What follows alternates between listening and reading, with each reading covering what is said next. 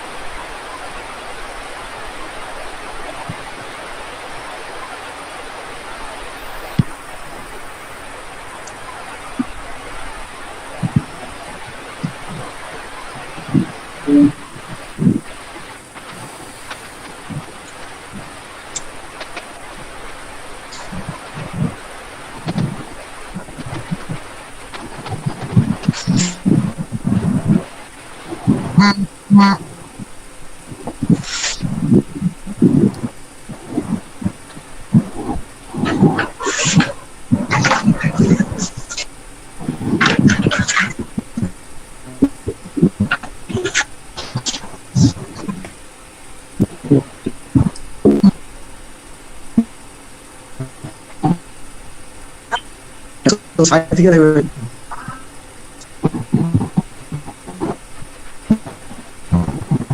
এখানে দেখতে পাবে আর কি।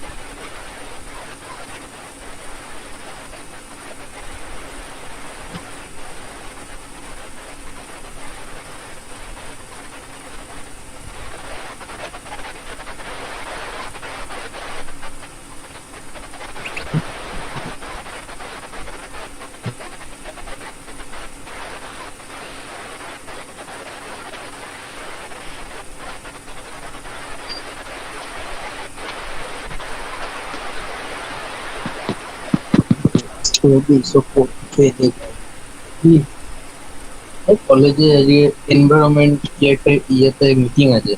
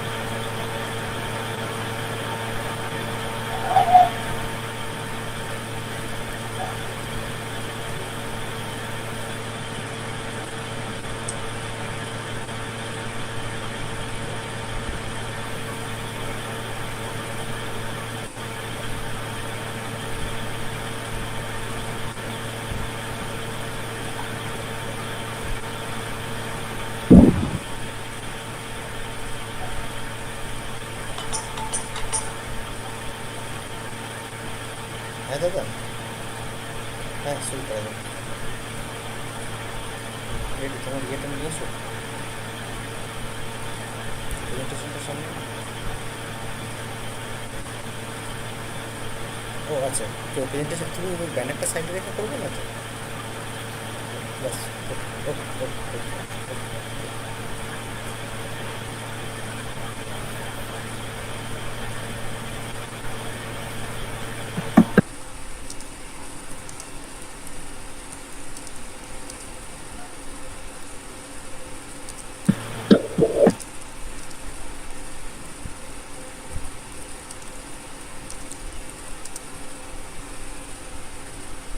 Hello? Am I audible?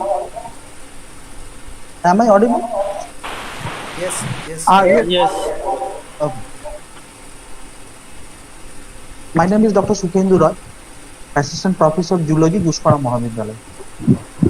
Today is a World Nature Conservation Day. This day is celebrating annually around the world to increase awareness about the protecting natural resource and to make people understand about the importance of conservation of nature.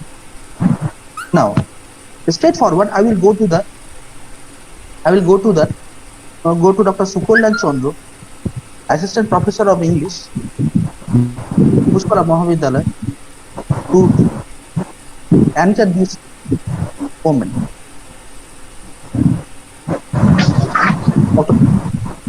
শোনা যাচ্ছে না? Good afternoon. Good afternoon. I hope I am both visible and audible. Am I audible? Yes, sir. Okay, so it's almost 6 o'clock and we have assembled online to take part in this international webinar organized jointly by GUSHKARA Mahavidyalaya and Friends of Environment. Shall we begin or should we wait for the other participants? Should we begin now? No, sir. Yes, sir. We can start. So I would like to invite our respected principal, sir, Dr. Shapun Kumar Pan, to kindly deliver the welcome address now.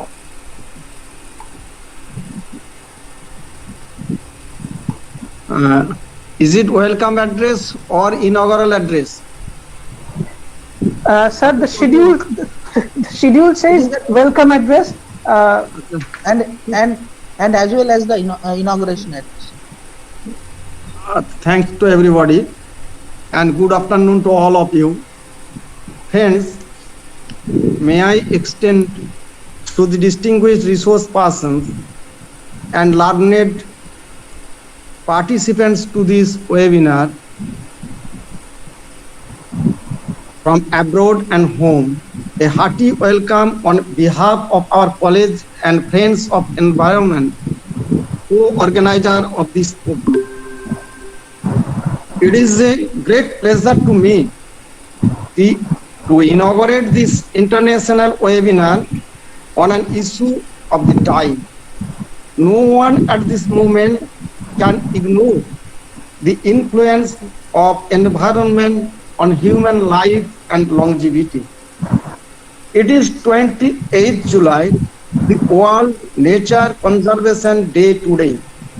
The day is celebrated all over the world for improving understanding on nature, growing awareness on protection of nature among people. This webinar is also a small endeavor in our part in memorizing the day. There are three specialists: Professor Santanu Rai, Professor Department of Zoology, Vishwabharati, Dr. Jagodananda Ghosh, Senior Staff Scientist, Henry Ford Health System, Michigan, Dr. Moumita Dotto, Postdoctoral Scientist, Department of Environmental and Occupational Health Services, University of Washington, USA. I personally and from the depth of my heart welcome all these three resource persons from our college.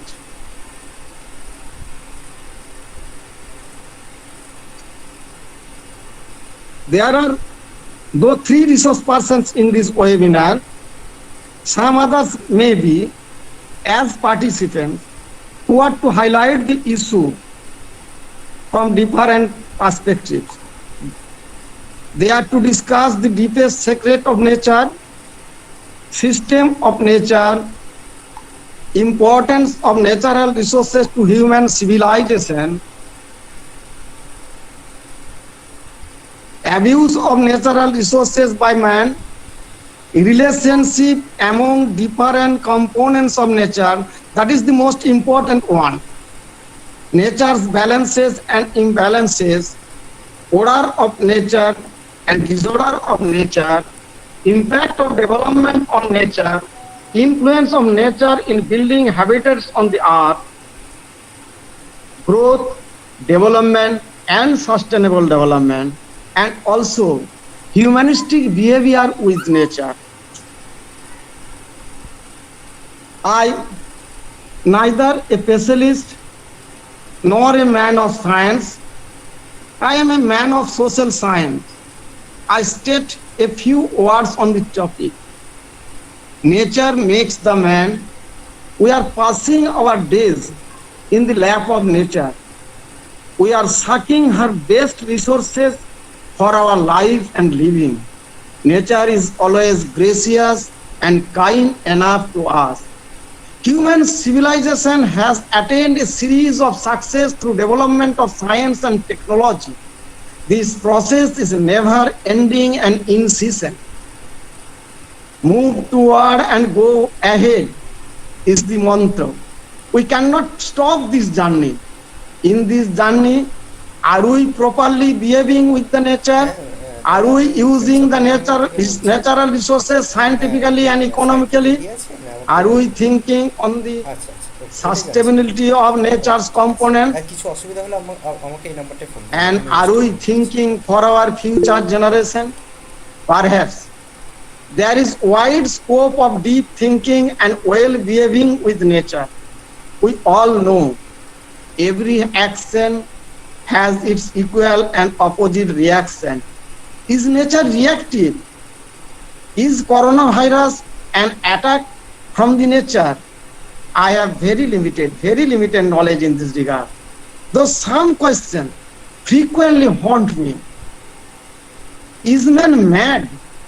Why they behaving so crudely with nature? Why they are trying to reset the nature? Is it possible to reset? If it is so, is it sustainable? I hope this will be illuminated in our discussion. A few more words. Indian tradition is culture is always pro-conservative on natural resources. That is very much present in our culture.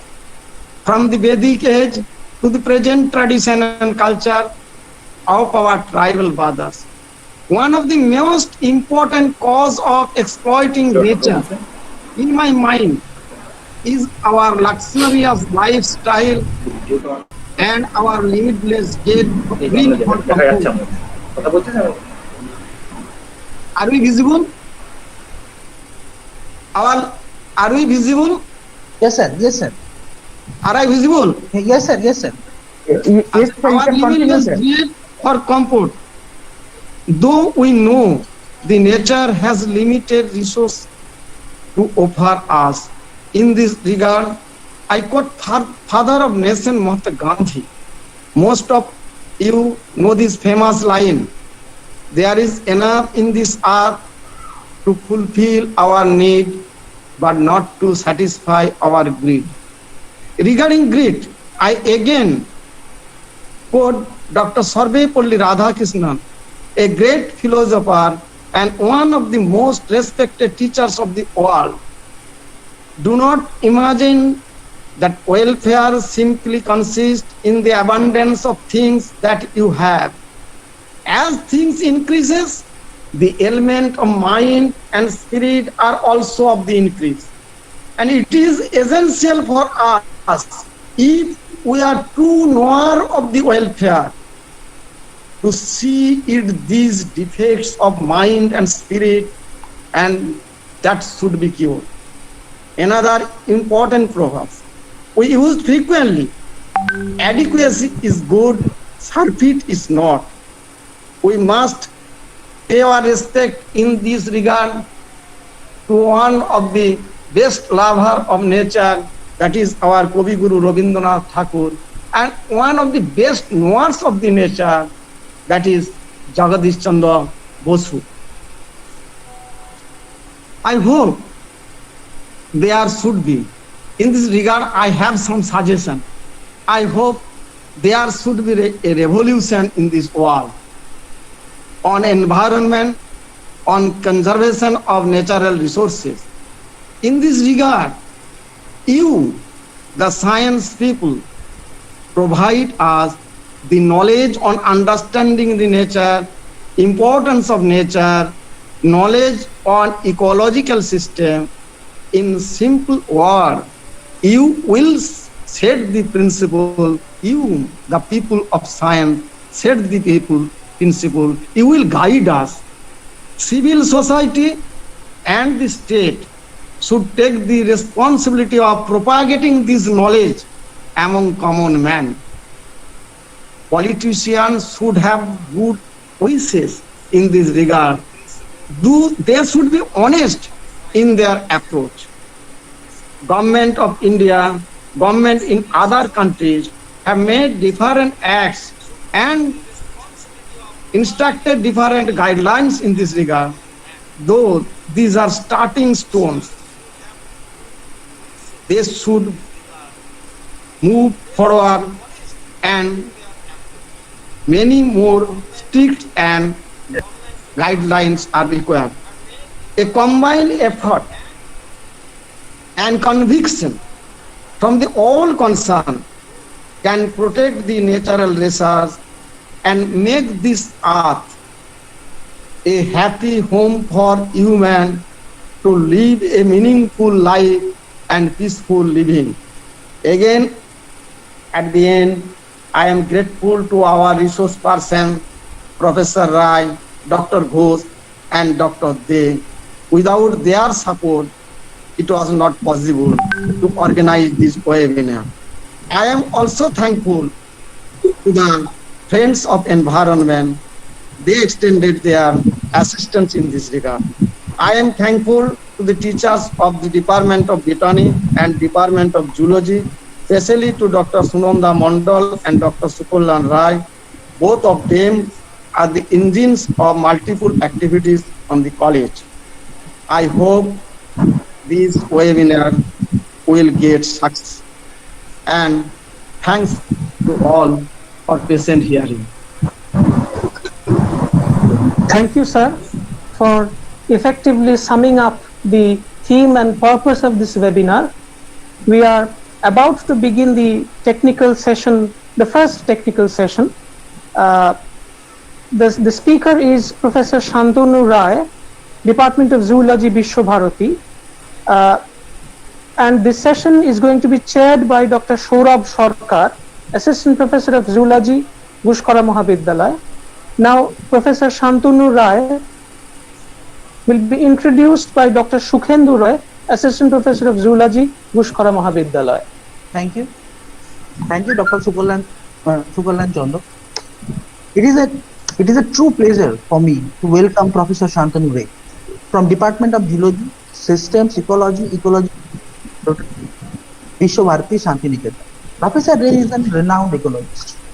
He was on the modeling of the phytoplanktonic system of cold marine environment in University of Georgia, USA, from Professor Eugene P. Odom, Professor B.C. Pattern, Professor Peter, Professor Robert. He worked in the Professor Seven Erik Johnson, Royal Danish School of Pharmacy, Denmark, undertook parameter of estimation by optimizing energy in some model of Danish lake. He worked in the Department of Theory of Biology, Czech Academy of Science, University of South Bohemia, Czech Republic, undertook simultaneous modeling of aquatic food chain, food web, and complex biological interaction. He worked on simultaneous of Sundarban mangrove ecosystem and Hooghly Matla estuary complex. He is a member of International Advice Board of International Society of Ecological Modelling and editor of some of the renowned journals like Elsevier, Springer, Taylor Francis, Woodwide publications. He was a section editor of Encyclopedia of Ecology, Elsevier. He published more than 100 publications with 28 book chapters. Nominated as one of the expert members of the selection committee from selection of post of scientist on bioinformatics, Indian Institute of Chemical Biology. Selected for contribution among the student noted ecology, Professor Seven Erik Johnson, of an article Liver Amico Forum, a book friendship produced by Elsevier and many more. I wish I could announce all of these achievements, but I must say overall he is a great teacher, guide and great human being. We are very grateful to you for taking time off from your busy schedule to attend this webinar. Please sir, continue.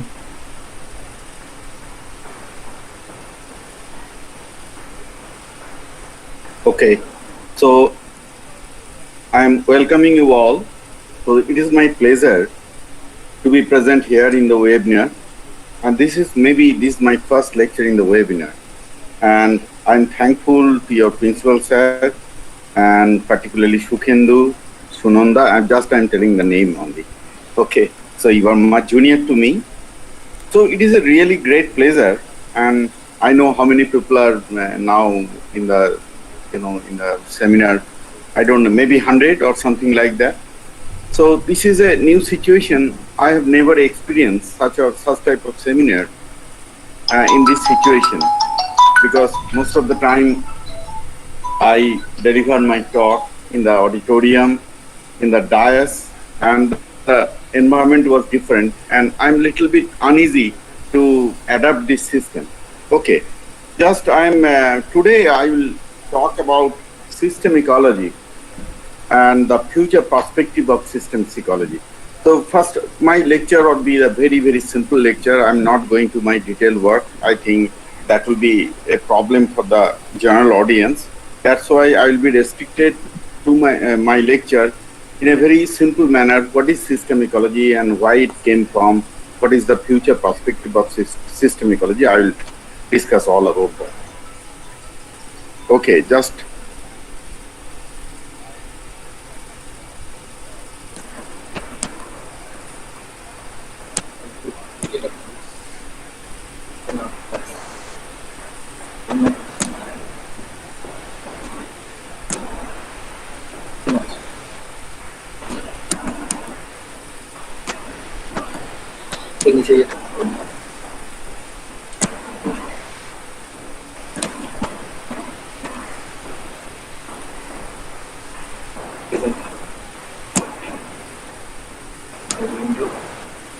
Yes.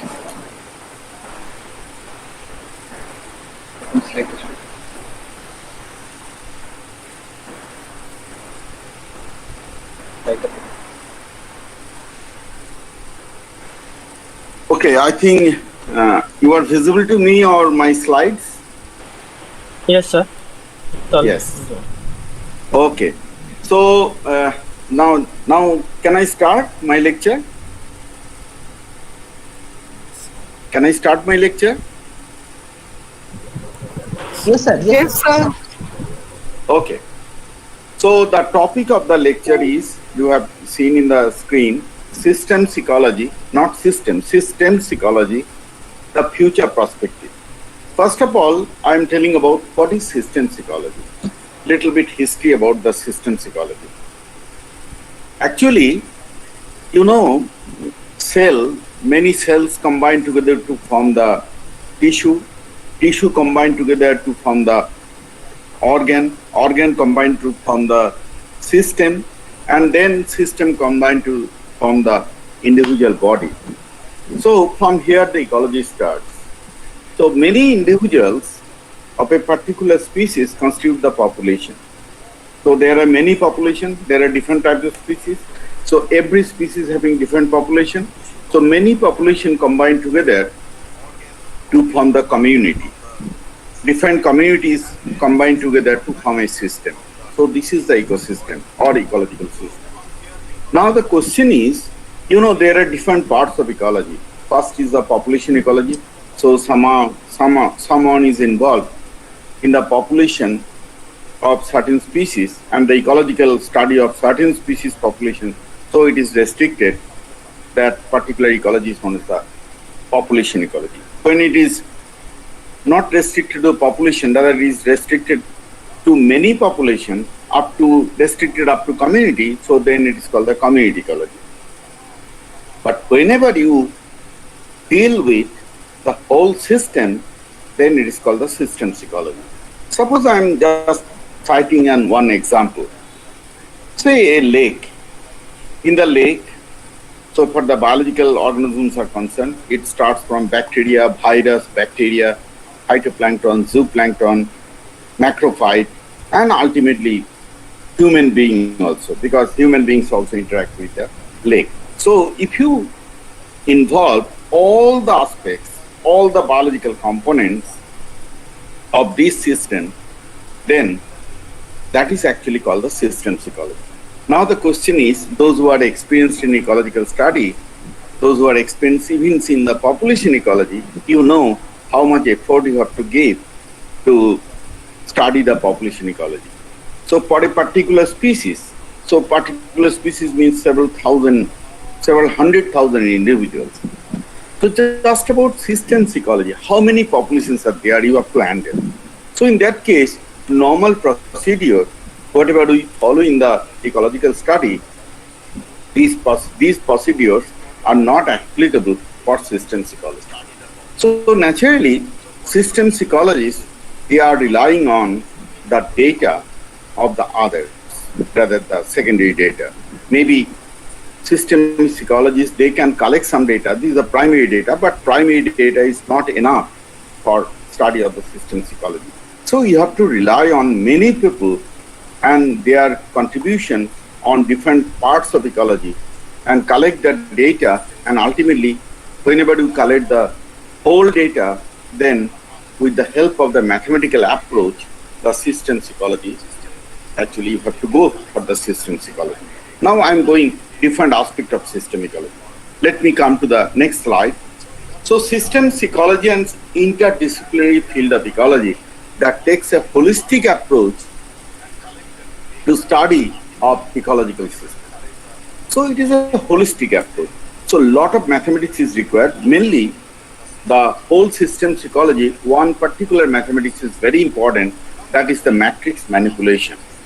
So matrix manipulation, so much complicated matrix manipulation is required. So you have to have some very good mathematical knowledge. And whenever you analyze this matrix in the computer, then you have to have a very good knowledge of the computers. So naturally, and the linking between the components, a particular field of mathematics which is very important, that is information theory.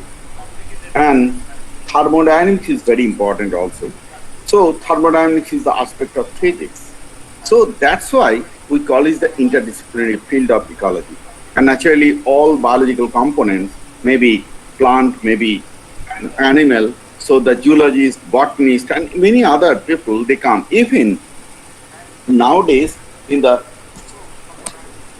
systems ecology, nowadays, economics is very important, because ecosystem service is also very important, because whole humankind, the service from the ecosystem is very important. That's why economics is now related with the systems ecology. I will come to the later on. So that's why systems ecology is an interdisciplinary field of ecology. And now, central to the systems ecology approach is the idea that an ecosystem is a complex system exhibit emergent properties. So it is a very, very complex system. So nothing is possible without the help of energy. From where the energy comes from? Actually, the energy comes from the sun, solar energy. Solar energy is trapped by the very old process, that is photosynthesis by the green plants. And that energy is the potential energy. That energy is transmitted to the next trophic level through food and feeding relationship. Ultimately, the energy is moving from one to next trophic level, ultimately to the tertiary trophic level or the last trophic level. So,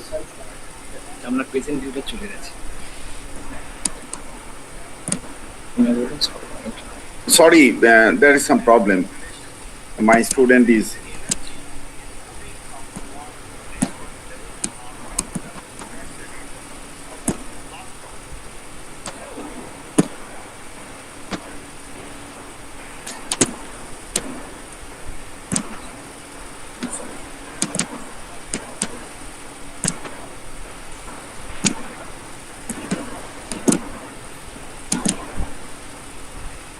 Okay, now it is visible to you? Okay. So, nowadays, so what I can tell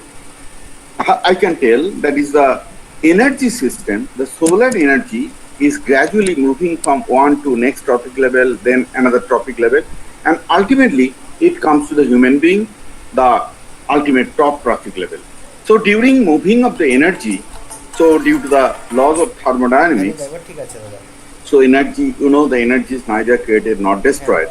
But whenever one form of energy is transformed into another form of energy, some amount of energy is dissipated.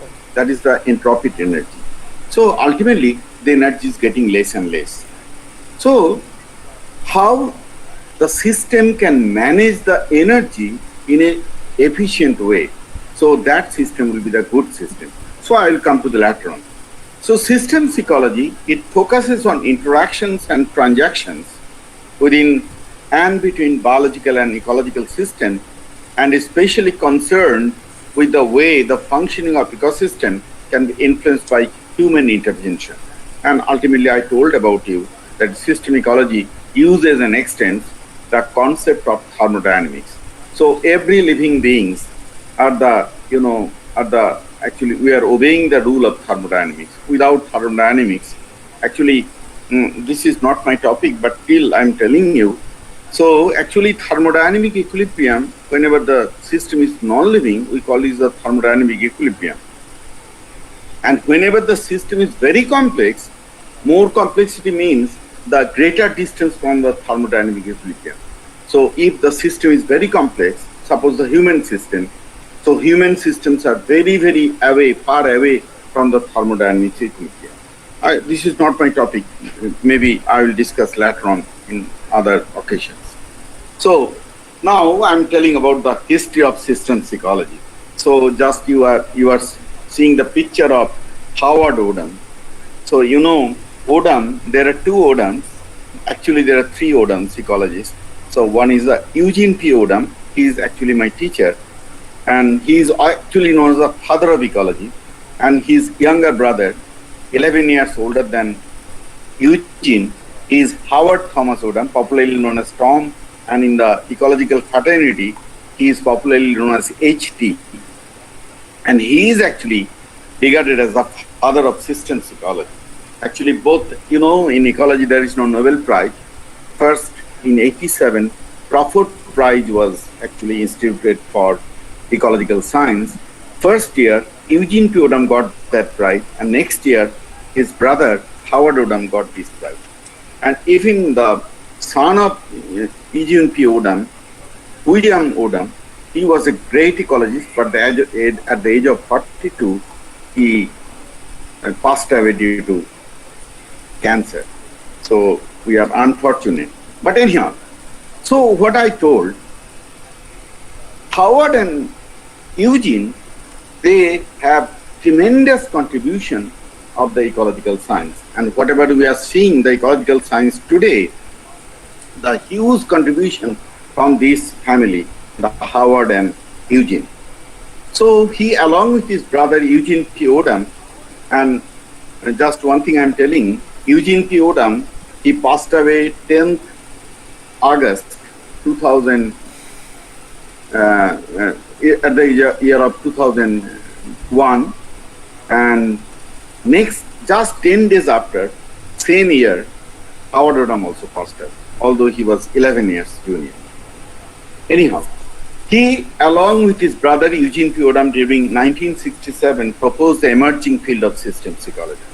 You know the book in 1972, Eugene wrote a book on ecology, that is Fundamentals of Ecology. Still, that book is used by students and teachers in the colleges, and it is regarded as the Bible of ecology. And that book was written by Eugene P. Odum, but there was a chapter, Systems Ecology, that was written by Howard Odum. Later in 1976, Howard published a book, Systems Ecology, and the subject came to limelight, and that was also called the Bible of Systems Ecology. But the actual scientific application were realized after Rio Summit 1992. One thing I'm telling you, so during 1976, whenever the system ecology came to the limelight, and what are the tools should be used in the systems ecology, so another tool came during that year, just 1 year before, 1975, a famous economist, Professor Leontiev, and he was a Polish economist, but later he shifted to America. During 1975, Leontiev got a Nobel Prize in economics on input-output analysis. So the backbone of input-output analysis was matrix. So first Hannon, Canadian ecologist, he first observed that the input-output analysis can be used in ecological science. And he did that, and he published a paper in 1976 in Ecology. So he used the input-output analysis. Now you can say like that, how that input-output analysis is adapted in ecological science. Input-output analysis is something like that. In economics, how much raw material is required to produce the consumable goods according to the demand of the consumers. For that particular purpose, Professor Leontiev actually proposed the input-output analysis. Hannon actually modified that one, how much solar energy is required to develop the biological components for the benefit of the whole ecosystem. So if you think in that way, so later thermodynamics, statistical mechanics, information theory, and many other branches also, they are actually included in the matrix or the input-output analysis, and ultimately the tool for the system ecology is developed. Now it is called the ENA, or Ecological Network Analysis. So your teacher, Nabbendu Rokhid, is also actually, he did his PhD on ecological network analysis. But systems ecology, the importance of system ecology, actually people realized after the Rio Summit in 1992. So now, development of system ecology in the post-Odum period. So he is Eugene Odum. So previous picture was H.T. Odum, his elder brother Eugene Odum, 11 years senior to Howard. So these two persons, particularly I'm telling about H.T. Odum, he produced so many good students and they developed the different aspects of systems ecology. So Odum students, Mark Brown, University of Florida, David Tilley, maybe there are certain students, they are common because Eugene and Howard, they are the teachers of these, some people. They have, both are the teachers. So Odum students, Mark Brown, University of Florida, David Tilley, and Patrick Kangas, University of Maryland, Daniel Campbell, Environmental Protection Agency, Sergio Ulgietti is an Italian, University of Siena, Robert Costanja, presently at University of Adelaide, initially he was in Vermont, William Misch, he was first in the Ohio State University, and so full Bill Mary professor, chair professor, now presently at University of Florida, and some other renowned scientists like Sven Erik Jorgensen, happens to be, he was also my teacher, he is a professor of University of Copenhagen, Denmark. So developed systems ecology in different branches. And Sven Erik Jorgensen, he is a fantastic worker and fantastic organizer, and he interlinked all the branches of systems ecology. From systems perspective, several theories are developed. These are mainly based on the thermodynamics and information theories, and these theories are known as the integrated ecosystem theories. Okay. Next, I'm telling about the contribution, the other aspect, other scientists in ecology. First off, I'm telling the ecological modeling. So the first one is Professor Sven Erik Jorgensen, my teacher. So late Jorgensen, he passed away during 2016, March, 5th March. So this is the most important field of systems ecology and was developed first, that is modeling. So among the modeling, there are basically three types of models. Dynamic modeling. Dynamic modeling, there are two types of dynamic modeling. So whatever the system is changing in response of time, if you change the time, the system will change. So in that case, that is a temporal scale. Or if you feel the time is fixed, in a fixed time, if you feel about the system, so whatever the system is behaving in that part, or in this part, the system is behaving in the same time in a different way in the other part. So if you change the spaces, the systems are behaving in different modes. So that is called the spatial scale. Sometimes if you think about that, the space and time, if you change, that will be a very complicated one. That is spatio-temporal dynamics. So all are dynamic modeling. Next is the structural dynamic modeling. Little bit I'm telling about that. These are my field. So generally, those who are little bit aware about the modeling, generally all the rates, suppose the growth rate, grazing rate, decaying rate, mortality rate, okay? So these are all the rates. Generally, what happens in case of dynamic modeling, the rates are actually, we consider the rates are the average rates. But in reality, the rates are always changing also. They are, the range of the rates, changing rate of the rates, changing are very, very in a small scale. The range is very small. But due to the mathematical complexity in the modeling, we actually use the average value of the rates. But in case of structural dynamic modeling, the rates are also variables. So all the time the rates are also vary. Suppose there are 30 rates, we call it the rate parameters. If 30 rate parameters varies, so permutation combination, how many times you can run the model? Several 100,000 billion times. It is not possible. So in that case, there is a procedure of structural dynamic modeling. So we go for the optimization technique. So something you have to minimize or maximize. So in the, suppose there are 30 rates, in which combination of these rates, so you will get the desired goal. So we have to go for this. But this is very, very complicated modeling. Need lot of mathematical skill, as well as lot of computer skill, as well lot of time consuming thing. So I'm not going to the detail of that. And next is the static modeling. Already I told about that, particularly the matrix one. You know why it is called static modeling? So whenever we form the matrix, in case of systems ecology, so matrix, when the input in the matrix and output from the matrix, if these are equal, input and output are equal, so inside the matrix, the structure will not be changed. Okay, so that's why it's called the static modeling. That is we call the steady state. Suppose like a tank, if certain amount of water is entering in the tank and certain amount of water is going out from the tank, so if input and output are same,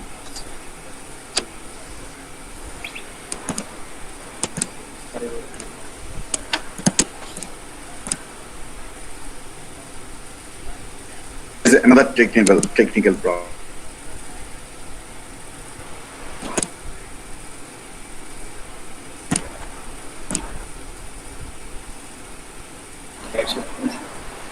Okay, so if the input and output are same, the system is steady state. So we consider the steady state system in system ecology, and that's why it's called the static modeling. I'm not going to the detail of that.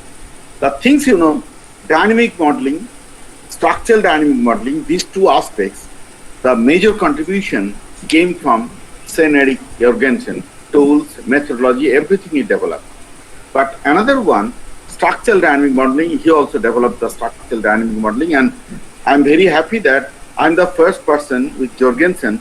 We first actually produced the structural dynamic modeling, and that was published in Ecological Modeling. So it needs optimization technique. And another two person, that is, you know, the middle one, Professor Bernard Patton, and next one is Professor Robert Ulanowicz. So Bernard Patton is the Regent Professor of Odum School of Ecology. Actually, there is two chair professors. One is Eugene Odum is a Callaway professor, Callaway chair professor, and Bernard Patton is Regent Professor. Actually, he is also my teacher. And Robert Ulanowicz, I met him, but I have some publication with Robert Ulanowicz, but I didn't actually in his lab. I didn't work in his lab. Anyhow, so these two people, Bernard Patton and Robert Ulanowicz, they developed lot of things on static modeling. Okay, now another successful student of Professor Howard Odum, that is William Misch. So he is popularly known as Bill Misch. So William Misch, during his tenure in Ohio State University, developed ecological engineering. It is emerging study of integrating ecology and engineering concern with the design, monitoring, and construction of ecosystem. And you know, just near the Ohio Columbus, the city is Columbus, near the Columbus city, there is a river which is called the Snake River. So river is like a snake. And on the side of the Snake River and the back side of the Ohio State University, he developed a artificial wetland, Olentago wetland. So that is a beautiful example of the ecosystem or the ecological engineering. So if you engineer the ecosystem with the approach of system ecology, then that's a particular subject is ecological engineering. And you know, there is a famous journal published by Elsevier. The name of the journal is Ecological Engineering. And the editor-in-chief, obviously, William Misch. So according to Misch, the design of sustainable ecosystem intends to integrate human society with its natural environment for the benefit of both. Odum emphasized that self-organizational properties were a central feature to ecological engineering. So ecosystem is a self-organizational part. So if anything else happen, bad things happen in the ecosystem, most of the cases, system can manage its own system. So this is the self-organizational properties of the ecosystem. First, Odom emphasized that, and it was proved by many other works. William Nish and Jorgensen are the first to define ecological engineering and provide ecological engineering principles. And they worked together on the aspect of ecological engineering principles for water quality management, and both were awarded prestigious water prize by Swedish Academy of Science. The same organization, give the Nobel Prize. So Swedish Academy of Science Water Prize is a very, very prestigious prize. The prize value is $3.5 million. Anyhow, the basic aspect of ecological engineering is based on self-designing capacity of ecosystem. It relies on integrated system approaches, conserves non-renewable energy, and supports biological conservation. So, if you go for the ecological engineering, you have to go for the approach of systems ecology. Unless and until you study the system in the systems ecology approach of what things are needed for sustainable ecosystem, you do not know. So if you know all these things, then you can engineer any ecosystem to make it sustainable. Okay? So this is a very, very important one. Now, another doyen of the, the systems ecologist. So he is Robert Kostanja. He is also a student of Howard Odom. Just imagine what he produced, the students. So Robert Kostanja actually is a pioneer in ecological economics. Now the people think about that, where is economics and where is ecology? Now two things are merged. And this is one of the very, very important field nowadays in the ecological science. So what is ecological economics? This subject was basically developed by Robert Kostanja, and it aims to address the interdependence and co-evolution of human economics and natural ecosystem over time and space.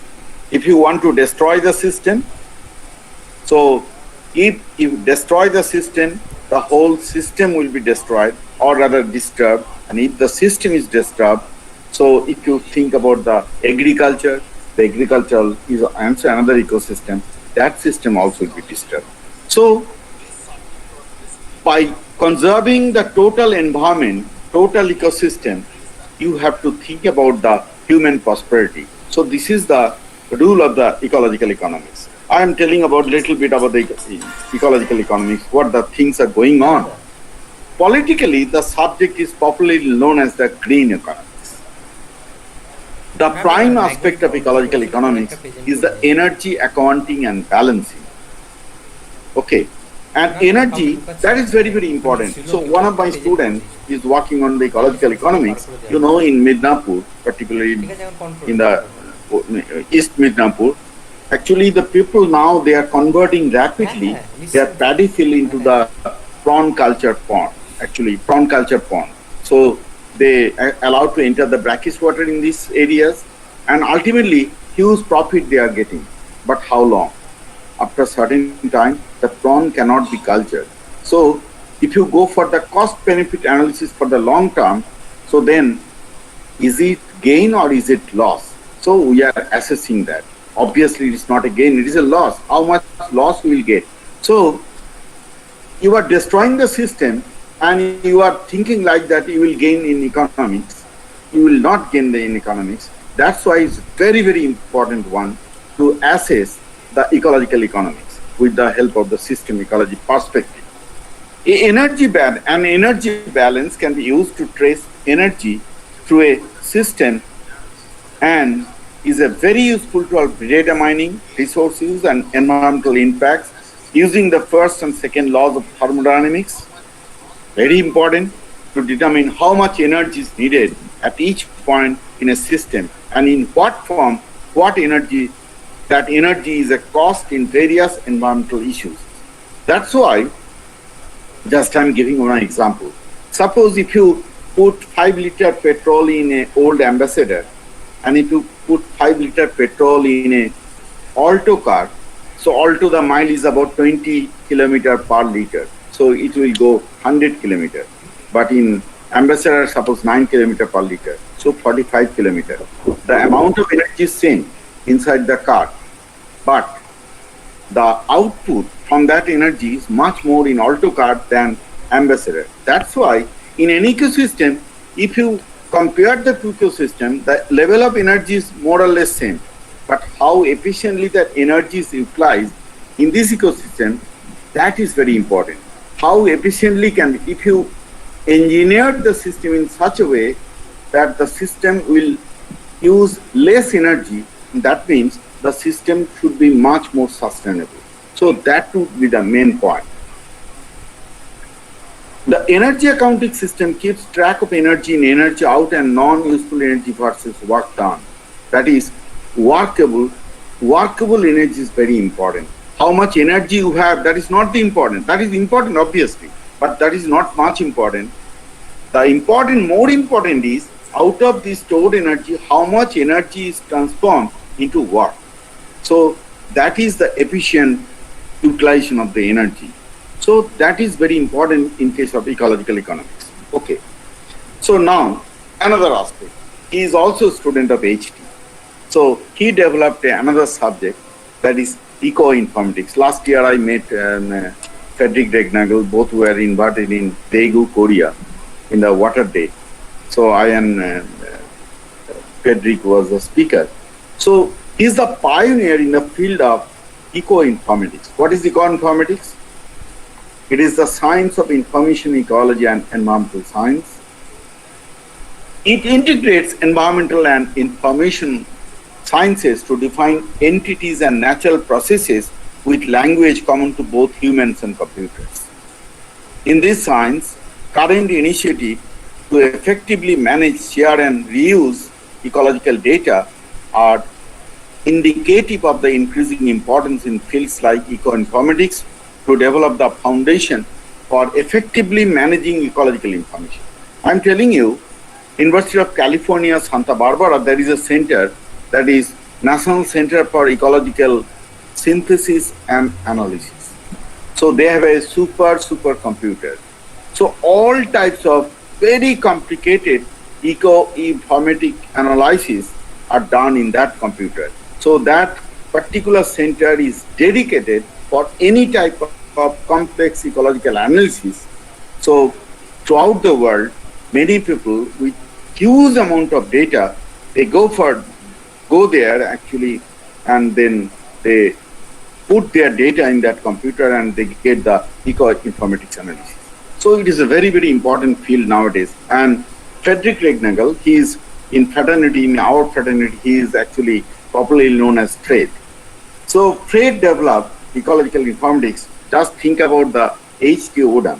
So he is, what I can say, so foresightedness of H.T. Odum. And Frederick Regnagel also developed a journal, that is a very good journal, Ecological Informatics. That is also published by LCP. Okay. Now the last part I'm coming, that is integrated ecosystem theories. So there are most advanced aspects of systems ecology, and there are many theories which are mainly based on thermodynamic properties of the ecosystem. The most common system theories are emergy, exergy, and ascendancy. I'm not going to the detail. Even I can deliver 1 hour lecture for emergy or exergy or ascendancy, for anyone. Just little bit I'm telling. The term emergy, not energy. Instead of N, you have to write M. Emergy was coined by Howard Odum, and that is his last actually dream, emergy. And he was concentrated in this aspect in the last phase of his life. But in his lifetime, he didn't see how energy is calculated. Energy is calculated with the help of Boolean algebra. So what is energy? I'm telling about the energy. Suppose, in the ecosystem, the energy flows through ecosystem. That was coined by H. Odum during 1956. But at the last 90s, 95 or 96, he coined the term energy. What is energy? Actually, energy, the energy level in the higher trophic level, the energy level is getting less and less and less. And ultimately, in the tertiary consumer, the energy is minimum. That's why another trophic level is not possible. But in case of energy, whatever the energy is in plants, the amount of energy will be more in the next trophic level. And maximum energy is found in the higher trophic level, just opposite to energy. So what is energy? Just I'm telling, it's a very complicated thing. Suppose X gram of plant containing 1 joule energy. Okay, so from this for this 1 joule energy, from where the 1 joule came from? The 1 joule came from the solar energy. So obviously, according to laws of thermodynamics, so 1 joule solar energy cannot be converted to 1 joule energy of the plant. Obviously, several n joule energy is required to form the 1 joule because huge amount of dissipation occurs. Okay, so this is called transformative. How much energy is converted from solar energy to the energy of plant. So this is transformative. If you know through the survey how much gram or how much ton of plants present in the system, then if you multiply this transformativity into the biomass, then you will get the energy value of the whole plant kingdom, or rather whole plant community of that particular system. So next, if you go to the next topic level, so suppose zooplankton in case of aquatic system. So certain mass of zooplankton containing 1 joule of energy. From where the 1 joule came from? 1 joule came from the phytoplankton. So several n joule energy of phytoplankton is converted to 1 joule. So if you go to the solar energy, then several n joule to huge amount of n joule in the solar energy. So in that way, the transformativity is huge, but the biomass is less in case of zooplankton. But the product energy is the product of transformativity and the biomass. So the transformativity is huge in case of, in comparison to plant and the zooplankton or the phytoplankton zooplankton, but the biomass is less zooplankton. But transformativity is increased in a greater way. That's why the energy level in the zooplankton is much more higher than that of the phytoplankton. In that way, if you calculate the energy of all traffic level and if you add the energy, then you will get the energy of the whole system. That means that much of energy is there. Energy, whatever the amount of energy is there in the ecosystem, for this energy, how much solar energy is required. That is actually called the energy. So these are very, very good concept. So if less amount of solar energy is required to get the, suppose X amount of energy requires suppose 1000 m joule solar energy, but in another system, X amount of energy for 500 m joule energy is required from solar. So in that case, that latter system is better because less solar energy is converted to form the X amount of energy. So in that way, energy is a very important aspect. So this is one of the integrated ecosystem theories. The three theories are very important. Next is the exergy. What is exergy? Exergy is nothing but stored workable energy. If you calculate the stored workable energy of a particular system, that is called the exergy. And that is also very complicated concept. And that concept was first coined by Sadi Carney, the physicist, long back. And later, exergy is extended to ecological system by my teacher, Svein Erik Jorgensen. And myself and Svein Erik Jorgensen did a lot of works on exergy. Actually, exergy is something like that. So the stored workable energy. So how much energy is stored and how much efficiently that stored energy is converted to work. So you have a huge amount of stored energy, but the efficiency, whenever you convert it to work, the efficiency is not good. So in that case, the exergy will be very bad. So exergy is very important one, and the way by which the exergy can be calculated is something like that.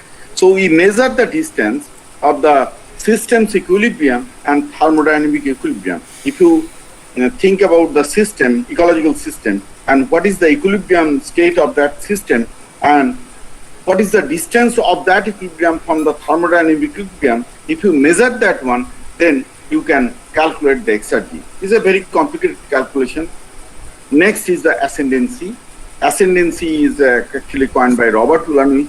Ascendancy is something like that. That is how much energy is there and how energy is organized, particularly in the system. So this is called the ascendancy. So ascendancy is also a very important one. So in that case, nowadays, Bob Ullanich actually extended the concept from ascendancy to robustness. So what is ascendancy to robustness? Just a little bit I'm telling about. So robustness is something like that. That is also part of the integrated ecosystem theories. If any system is highly productive, generally that is not good for the system. Why? Because most of the energy is utilized for the organization and development of the system. Less amount of energy is left to combat the stress. Therefore, if the system shows huge amount of energy for organization, the product development is very high. But any time that production can be, can be jeopardized, because if any stress comes, the system cannot withstand, the system will be destroyed. Therefore, according to these theories, we feel like that if the production is minimum, or not minimum, production is more or less good. Sorry, the production is not bad, is medium. That means still some energy is left to combat the stress. Just I'm giving one example. It's my common examples. You have suppose 3 cows. So one cow gives 1 liter milk, another cow gives 6 liter milk, another cow gives 10 liter milk. The input, the food is same. So what cow you will choose? Obviously 10 liter milk giving cow per day. So that cow cannot withstand any stress. Any disease comes, that cow will die. The 1 liter milk giving cow, that cow is actually full in stress. That means if stress comes, that cow, the milk amount will not be changed. It will be 1 liter. Okay, but the middle one, 6 liter milk giving cow, if stress comes, maybe the milk will reduce to 4 liter out of 6 liter, but that will not die. So robust cow is the middle one. Means that cow can give more or less good product as well as can withstand the stress. The first cow, they can withstand the stress very well, but the production is not good, very bad, because most of the energy is utilized for the combating the stress. And the last one, whole energy is utilized for the production. So very little amount of energy is left to combat the stress. So this is the ascendancy and the robustness concept of integrated ecosystem theory. I'm not going to the detail of that. Okay. So modern aspects of system, a little bit, I'm just telling about that. On the purview of systems ecology to assess the environment, so Walker-Narkle developed the techniques of ecological footprint. What is ecological footprint? Actually, after Rio summit, that particular concept came. In the Rio summit, the people, the development people, they told like that the world is degrading due to the third world country people, because China and India are responsible, because we have a lot of population. So then Chinese environment minister, they told like that, no, it is depending on the resource use. So you, 80% people, they are from the developing countries. The only 20% people in the developed countries, you are using almost 84% of the world resources. And we only 80%, total 80% of the population, we are only using 16% of the resources. So pollution is depending on the degradation of depending on the resource utilization. So after that, ecological footprint came. So what is ecological footprint? Ecological footprint is something like that. How much land is required for a average person of a country? Land means you will feel like that, our house and food. Not only that, whatever my specs, my clothes, all are coming from land. So if you are a rich person, you have 5 cars, you have 4 cars, you have 4 ACs in your room. So lot of energy is required for that. So that is the ecological footprint. So average Indian ecological footprint is very, very less in comparison to any developed countries, Germany, Japan, Norway, USA, Australia, New Zealand, etc., etc. So if you study the ecological footprint, then that will actually clear picture will come out for how much energy or resources we are utilizing. With the help of complex analysis, carbon budget of human activities can be assessed by many developed countries are primed of zero carbon balance society. So my teacher, Sven-Erik Jorgensen, he was a very rich person. So he developed he purchased the island that is known as the Samsø Island in Denmark. And Samsø Island is actually zero carbon balance society island. So why? Because there, how much carbon is emitted due to human activity and how much carbon is utilized by the human activity. If these two things are same, plus minus it will be zero. So this is carbon balance society. How it is possible? There are industry there also. So you have the industry, you have the industrialists, then for your activity, huge amount of carbon you are producing. Okay? But suppose the poor farmers, they are utilizing the land for our vegetables. So vegetables means the vegetables actually conserving the carbon. So what happened? So there is a carbon tax in the developing countries. So if you emit more carbon than if you are consuming less carbon, rather if you are emitting is more, you have to pay that amount of money to the government. So if your activity, if your consumption of carbon is more than that of the emission, you will get some incentive from the government. So how the incentive will come from the government? The person who will give to the government, that money will come here. So in that case, suppose in Samsø Island, I know there are two types, there are two industries of the same thing, some products are there. So almost 400 acres, they have the land in that island.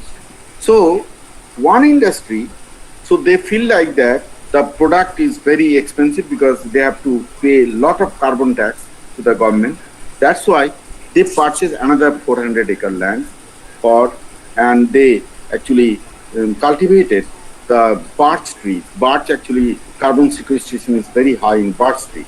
So whenever the 400 acres more land they purchase and cultivated the birch tree, so for that they actually consume huge amount of carbon. For the industry, they emit more carbon. So in between the balance, the less amount of carbon is emitting. In that way, the tax is less. So their product price is less. So in comparison to the other company, the same company or the same type of, the industry. So then there is a competition. Next year, another factory, they purchase 500 acre land.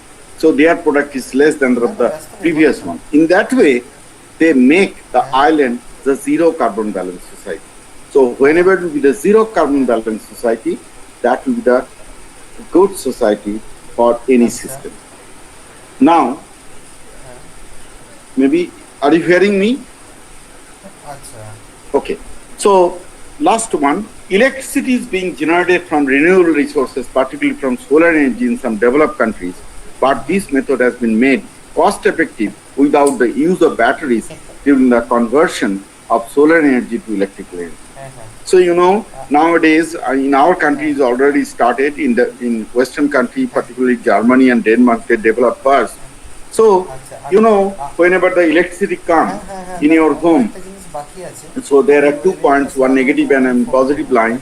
So it comes from the grid, high tension, then little bit low tension, and ultimately 220 volt enters in your house. So if you have in your house, so the solar panel, not the battery, so just on the opposite way, 2 wires also actually connect to the grid.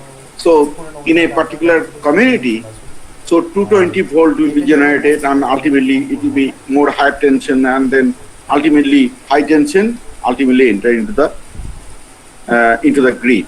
So how much electricity is entering into your home and how much electricity is coming out from your home.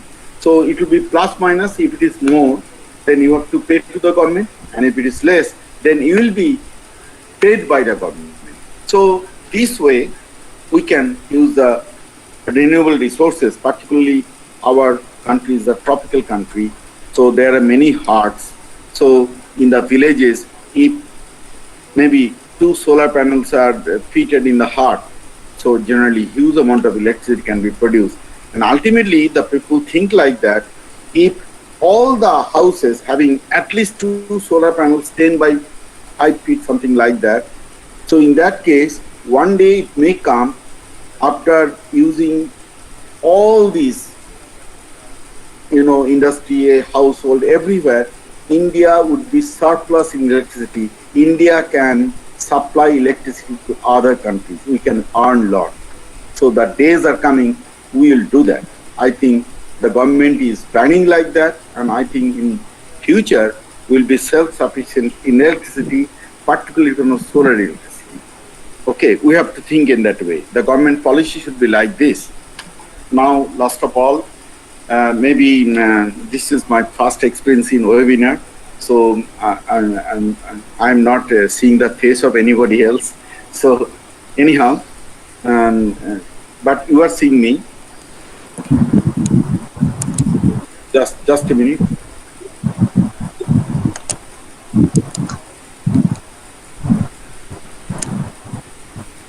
Just a minute.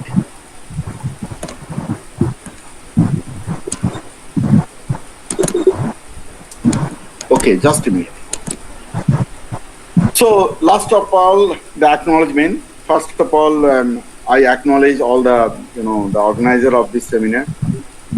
So your principal, sir, Sukhendu, Sunanda, etc., my student, Nobin is here.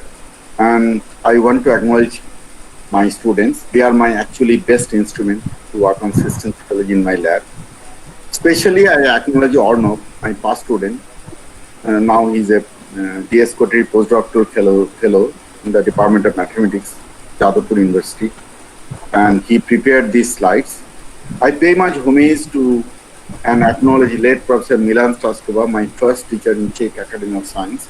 So Milan teacher was Harbacek. Harbacek was a direct student of Professor Hutchinson. You know the Hutchinson. And Professor H.C. Odom is a student of Hutchinson. And late Professor Eugene Odom, he is a student of Kendig. So there are 2 schools, Hutchinson School and Kendig School. Kendig School, the pioneer is E.P. Odom, and Hutchinson School, the pioneer is H.T. Odom, 2 brothers. Late Professor Sven-Erik Jorgensen, he is actually my mentor. And I sincerely acknowledge Professor B.C. Patton. He is now 90 years old. He is still working and he is writing paper, almost very difficult paper. You have to read 15-20 times, then you will realize something else. And Professor Robert Ulanovich, he is also a retired person. He was in University of Maryland, now he is in Florida. He is also still involved in the work. Professor William Meese is a little bit younger than these 2 people, but still above 70. Professor Robert Kostanja, actually I met Professor Meese and Professor Robert Kostanja during 2012 in Columbus, Ohio, in Meese's place. Professor Frederick Regnagel, he is in Australia now, but he is a German. He is a student of H. with whom either I have worked or got ideas from them whenever we have met. Thank you very much for your, patience, listening my lecture, and I will be very, very happy if you have any questions. Thank you, Professor Shantanu Rai. It was a very informative lecture. I'm sure there are some questions. So we are now going to have an interactive session of about 10 minutes. It will be monitored by Dr. Saurabh Sarkar, who is chairing this session. Now I'm also happy to announce that Dr. Jagadananda Ghosh, Senior Staff Scientist, Department of Urology, Henry Ford Health System, Detroit, Michigan, has already joined us. Thank you, sir, for being with us today. So now we will have the interactive session. Thank you very much, sir, for your wonderful talk. We are greatly honored to have this session with you. Now, with your kind permission, we quickly move on to our interactive session. I would like to ask you some questions on behalf of our participants. Sir, may Yes. I? Yes, sure. First It is my question. pleasure. Is there any relationship between total incident solar energy and energy in an ecosystem? Obviously, it has some relationship because there are a lot of relationships. First of all, the photosynthesis. If the solar intensity is very high, the photosynthesis will be less. If there is very less, the photosynthesis also will be less. There is an optimum solar intensity by which the photosynthesis will be maximum. So, first of all, the first organisms which are tightly connected with the solar system, that is the plant, because plant only can convert the solar kinetic energy into potential energy. So obviously there is some relation. That's why the tropical country is more productive than the temperate country. Sir, our next question is, energy and potential energy is same or not? So generally, if any physicist is here, so generally H2O term use the term quality of the energy. Okay, so generally any physicist can actually object this. So there is no quality of energy. But so far the ecology is concerned, we use the energy quality, means particularly whenever the maximum dissipation occurs and ultimately at the tertiary end, whenever whatever the energy is left, we call is the more qualitative energy than the lower group of energy. So in that case, so far the physics is concerned, you cannot say there is a potential energy and the normal energy. But in ecology, we believe like that. Yes, we Thank believe you, like sir. that. Our next question is it possible for a component such as a heat exchanger to have energy efficiency greater than 1 while its energy destruction rate is positive? Maybe no. Particularly in ecosystem, maybe no. কি নাম বলো? Sir, our next question is how economics is related with ecology? That's a very good question. Economy and ecology, how it is related. That is very, very important part because, everything is with the help of the energy. Economy is also with the help of the energy. So, in case of ecology, if you have the sustainable energy or utilize the energy in a sustainable way, in that case, the economics of the system will be very high. So rather, I am telling about one thing is the ecosystem service. So ecosystem service is totally related with the economics of the human being. So if the services is better, in that case, you will get maximum service from the ecosystem and you will get the maximum economy from the ecological science. So that is very, very related. So destroying the ecological system, you cannot expect good economy. So you have to maintain the ecosystem and your economy will be prosperous. So obviously there is a relation, very, very good relation. These are main aspect of the ecological economics nowadays. Okay, so that's why I'm telling you, suppose just I gave the example. So the paddy field is in the coastal area, paddy field is rapidly changing into the pond culture system. So initially the people thinking like that, they are getting much more profit. But if you go to the cost benefit analysis for the long term, you are not gaining, you are losing. So that's why ecology is very much related to economics. You have to prove it, how much you are losing.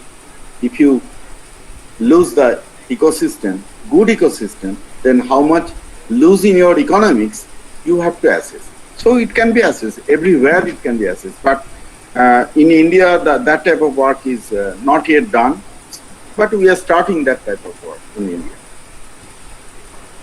Sir, our next question is how did we can commercially available in a mass production of these scientific works of renewable energy you talked about?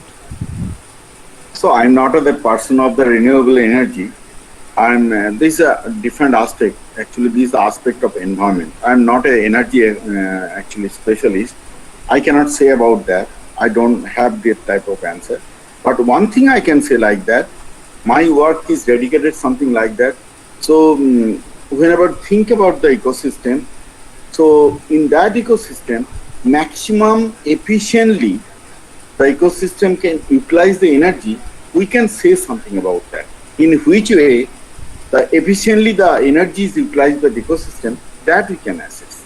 I cannot say about that. These are aspects of environmental. Okay, sir. Thank you again, sir, for your easily understandable, lucid answers. We end our interactive session here. Now I request our anchor, Dr. Sukollan Chandra, to proceed for further sessions. Over to you, Dr. Chandra. Thank you, Professor Shantanu Roy, and thank you, Professor Sarkar. It was a wonderful session. Now, let me make one important announcement. We regretfully inform you that Dr. Asif Hussain, Assistant Professor, Department of Zoology, University of Burdwan, will not be able to join us today. Originally, we thought that we will have a break now, but the convener has told me that we don't really need that break, so we would rather like to proceed. So we are about to begin technical session 2. In this session, the speaker is Dr. Jagadananda Ghosh, Senior Staff Scientist, Department of Urology, Henry Ford Health System, Detroit, Michigan. This session will be chaired by Dr. Saurabh Sarkar, Assistant Professor of Zoology, GUSHKARA Mahavidyalaya. Now, the speaker will be introduced by Dr. Sunanda Mondol, Associate Professor of Botany, GUSHKARA Mahavidyalaya.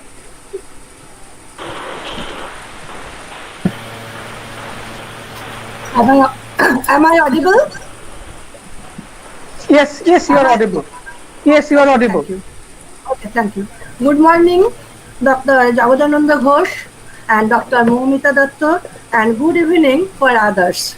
At first, I want to say that I earnestly thank you, Sir Shantanu Roy, sir, and our principal, sir, for your compliment, but most of the credit goes to my brother Sukhendu Rai for organizing this program.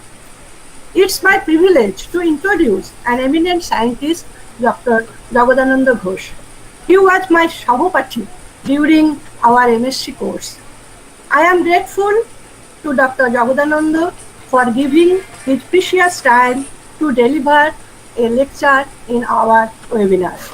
He is currently attached as a senior staff scientist of Bhattikutty Urology Institute, Henry Ford Health System, Michigan, USA. Prior to this, he was attached as research instructor and assistant professor in the preclinical anti-cancer drug development of Virginia University. Dr. Ghosh obtained his BSc and MSc degree from the Burdwan University with gold medal and obtained his PhD with biochemistry from Jadavpur University. He has received a number of awards, orders and fellowships, including prestigious Odun Sen Memorial Award, J.K. Chowdhury Memorial Award, National Scholarship from Government of India, Postdoctoral Tenure Research Fellowship, Signal Transduction in T-cell from University of Michigan, and Team Science Award of Southern Illinois University. He is also a member of many editorial boards of multiple renowned journals, including ISRN Oncology, Oncology Reports, SM Journal of Urology, ARC Journal of Urology, etc. and etc.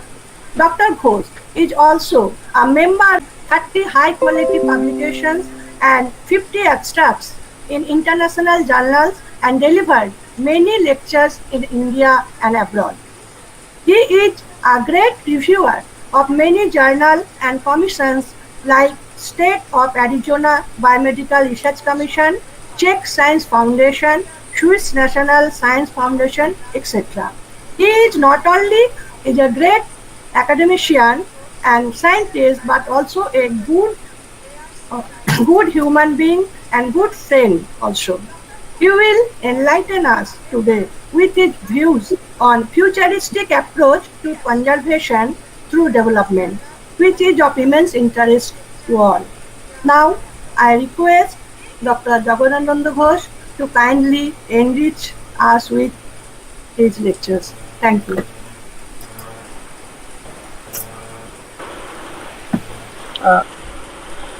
Sorry, but I've pardon for my intrusion. But one thing I have to tell the participants that please don't select the present now button, because someone who's presenting will be cut off with the presentation if you are selecting the present now button. So Dr. Jaganananda Ghosh sir, please proceed with the seminar.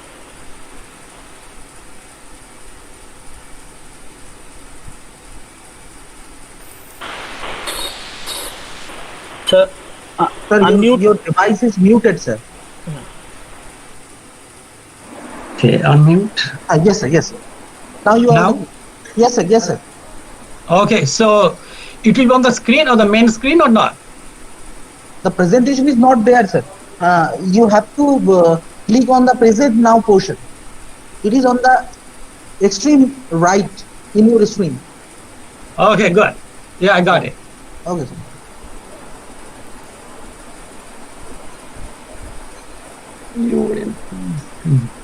Window.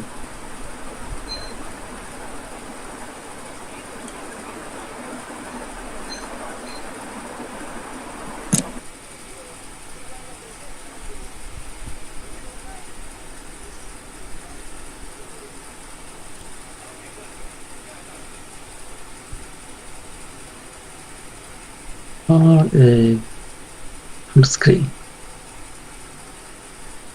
Apurva, Deep, please help, sir.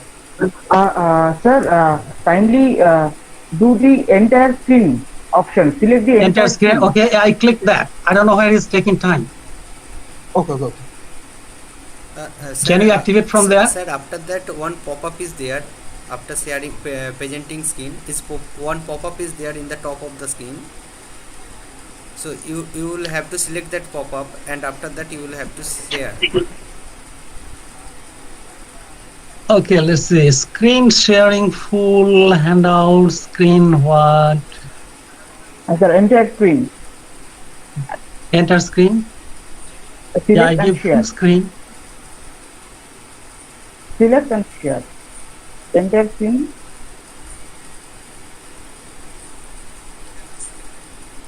Okay, share screen. Got it. Yes, sir. Yes, sir. Thank you, sir. You're presenting to everyone. Now we can go So to PPT. Anyway, can you see or hear me, or should I wait? Yes, sir. Yes, sir. You are audible and viewed also. Audible and visible. Yes, sir. Yes. Oh, good. So let's see. So my topic of today's discussion is about a futuristic approach to conservation through development. So first of all, I thank everybody, the organizers, for inviting me, giving me a chance to have interaction with you. This is a great way to celebrate. This is a great way to make us and others conscious about the problem, why nature's conservation is important. Now, to start with, I'll be very simplistic,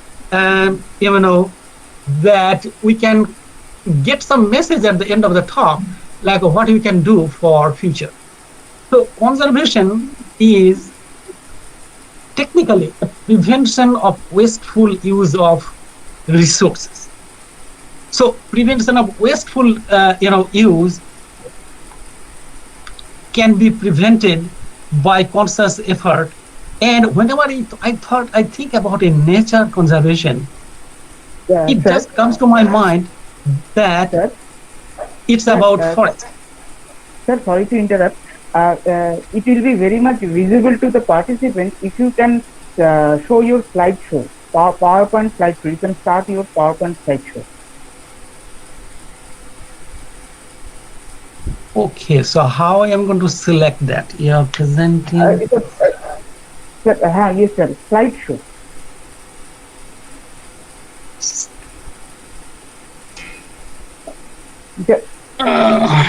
So at the bottom you can see a play option. So if you click on the play option, you can zoom.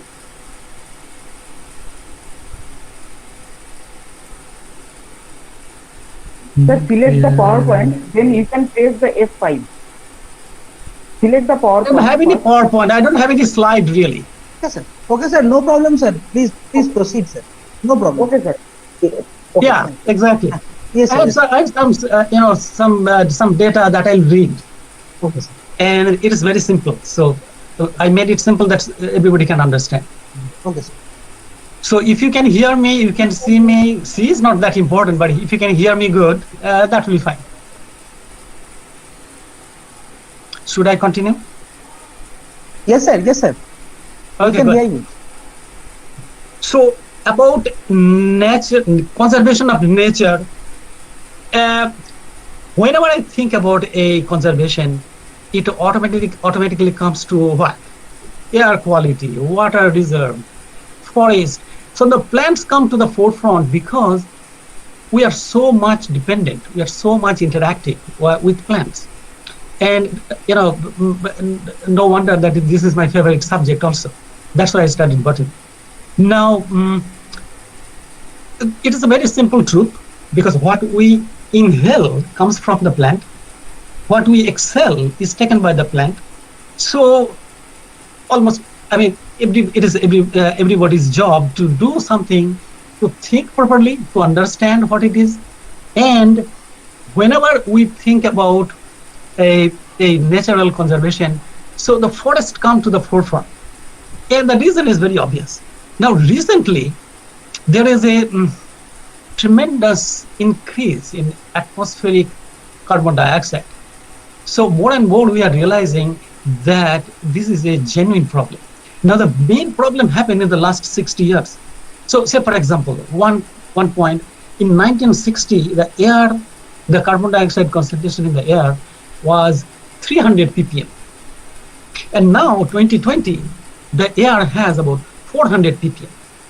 So in the last 60 years, there major change happened. So the carbon dioxide level went up dramatically. Now you can blame us, like we are the pollution generation, because we were born around 1960. So during our lifetime, the bad things happened to the nature. So nobody knows, I'm not blaming anybody that we contributed but we realized, we grew up, we are born, we grew up in this dangerous situation, and now the proportion of carbon dioxide is at danger level. And take this as an example. The global warming is the result. So this is a reminder about the consequences if we are not careful. If we cannot preserve the forest, if we destroy it like this, this will be this is already in a dangerous situation, but it will be more danger. It will be not inhabitable for human being or any animals on earth. So let's get some statistics. The plants as a whole, in the whole world, they have about 746 gigaton of carbon dioxide emissions. So 746 billion tons of carbon dioxide they trap. But the carbon dioxide goes back to the atmosphere about 27 gigaton. So 746 they trap, they give back to 727 because the plants die, they degrade, they burn out, and they respire also. So there is a net, reduction of 19 gigaton of carbon dioxide. So that's a good thing. So the plants and animals, they're taking the plants only, they can trap 19 gigaton of CO2 down from the atmosphere. Now, what is the problem? Is the human activities. Human activities every year adds 37 gigatons of CO2 to the atmosphere. So we have a gain, it is a reduction of 19 gigaton, addition of 37 gigaton. So we are adding about 18 gigaton of CO2 every year to the atmosphere. Now, in 1 year or 2 or 5, you don't realize much of a problem. But if you think about 20, 30, 40, 50 years, so in 50 years, we are adding 50 into 18. So how much is that? 900 gigaton of CO2 to the atmosphere. This is a dangerous thing. So meaning we'll have to do something to take care of this 18 gigaton of CO2 adding to the atmosphere every year. Now, why there is a problem? Trees. So we'll have to maintain the trees. Can you stop cutting any tree? No, because construction of houses, we need trees. Bridges, we need trees. Railroads, furniture, we need trees. So we'll have to cut some trees. That's for sure. Now, deforestation is so much for making new houses, new farmlands. One example you can see, like last year, there was a tremendous, very big forest fire in the Amazon rainforest. Now the question is, it is not accident. It was man-made. So the logic of these developers, the business people, they said, like, we'll have to cut the trees. We need lands for making new houses for the people. Okay. We need roads to be made to go inside the jungle to harvest the big trees that are falling every year. We need new farmlands to produce more crops to feed people. So those are all genuine needs.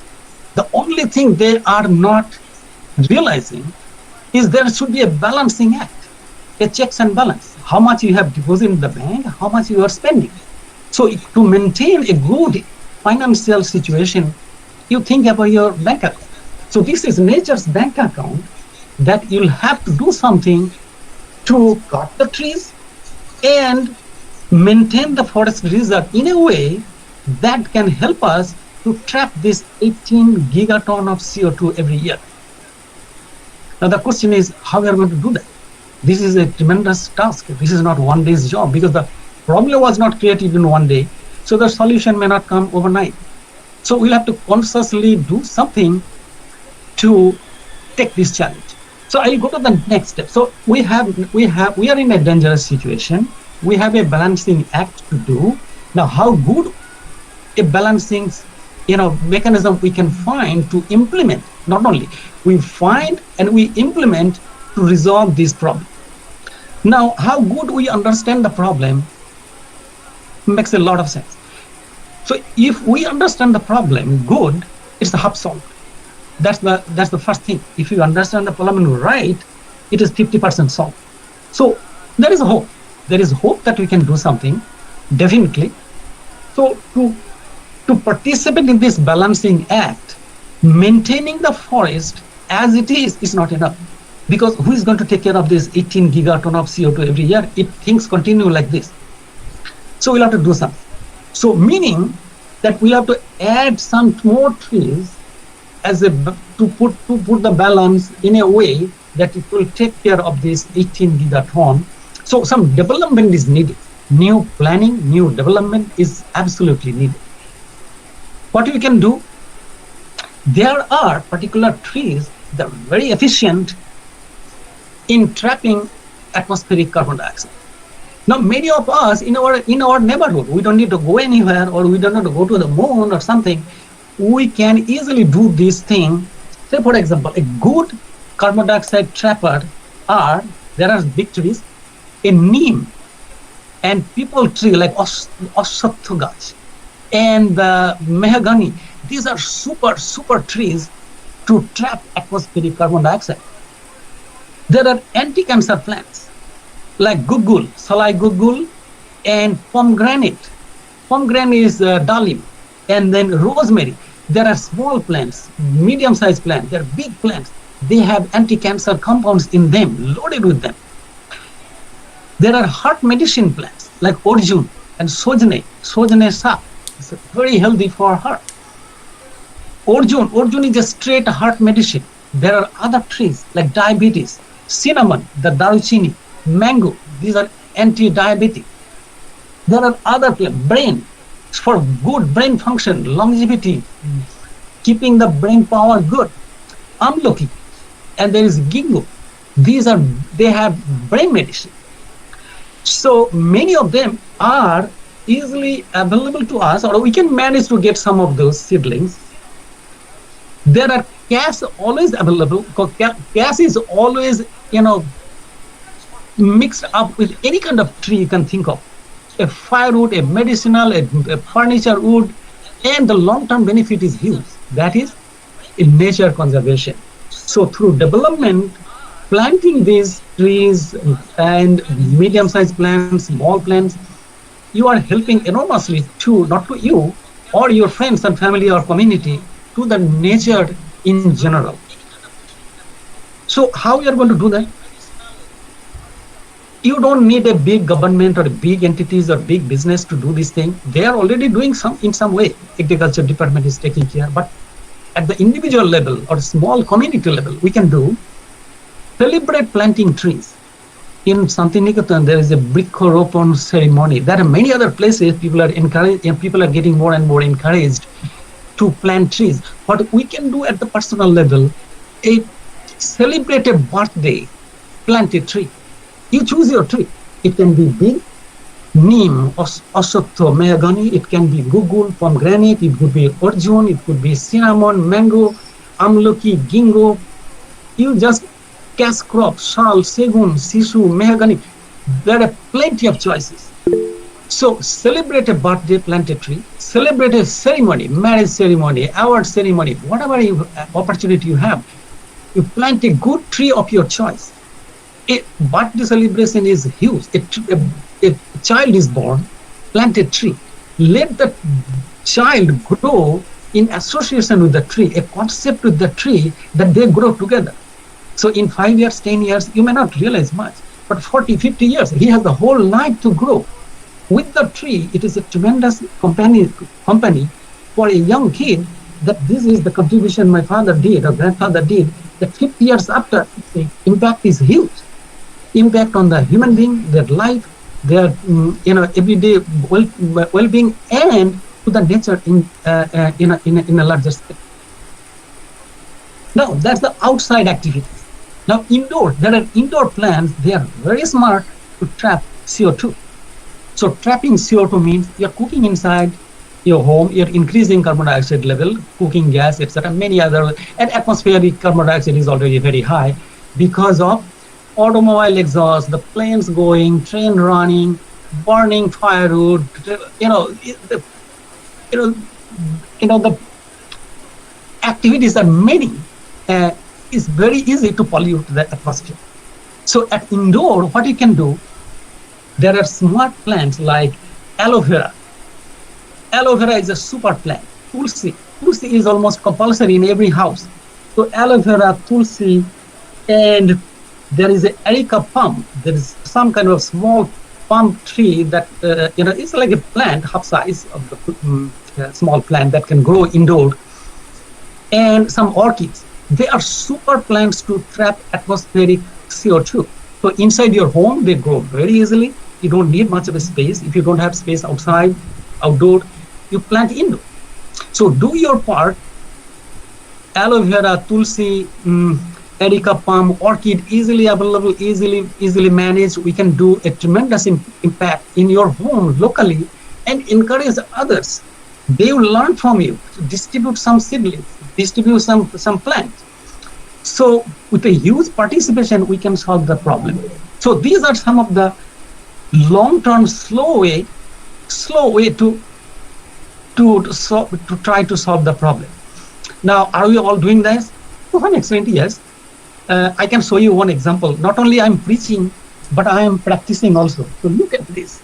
This is an aloe plant, aloe vera, Ghrithokumari. This everybody knows, almost.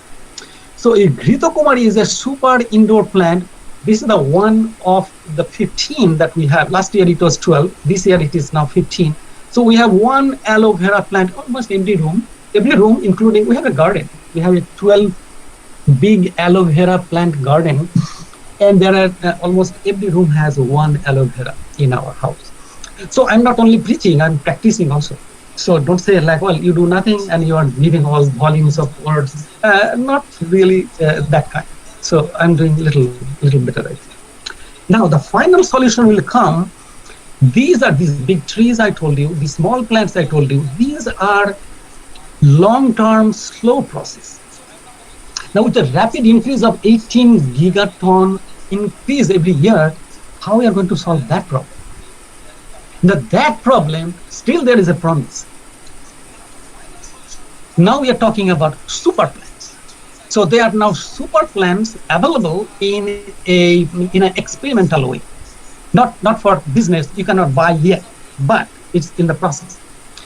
Why they are super plant? They are genetically engineered. Now gene modified, there are activists, they can say like, oh, gene modified plants and animals, they're destroying those crops, they're killing those animals. So some objection will be there. We cannot prevent that. What we can do your part, sooner or later, they will understand. And if majority of us understands the problem and do something, those minority will be vanished sooner or later. So that's not a big problem. The question is now, what are those super plants and how quickly we can have those available? So now these super plants are genetically engineered, I told you, to make compounds like suberin. So plants make compounds, their cell wall is made of cellulose, pectin, and also suberin. Now why suberin? Suberin is less digestible, less easily, more resistant to decay and digestion than cellulose, pectin. So these plants were made in a way, gene modified, they will make huge amount of suberin and deposit in their roots. So when these compounds are, carbon dioxide is trapped eventually to make suberin, you have a long-lasting trap of carbon dioxide from the atmosphere, and it will not easily decompose, meaning it will not go back to the atmosphere so quickly. Now, the experiment was done at the Salk Institute in San Diego.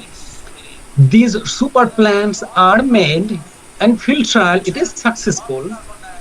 Now, what kind of plants are those? Theoretically, you can think of these are any plant, any small plant, even crops, bushes, big trees.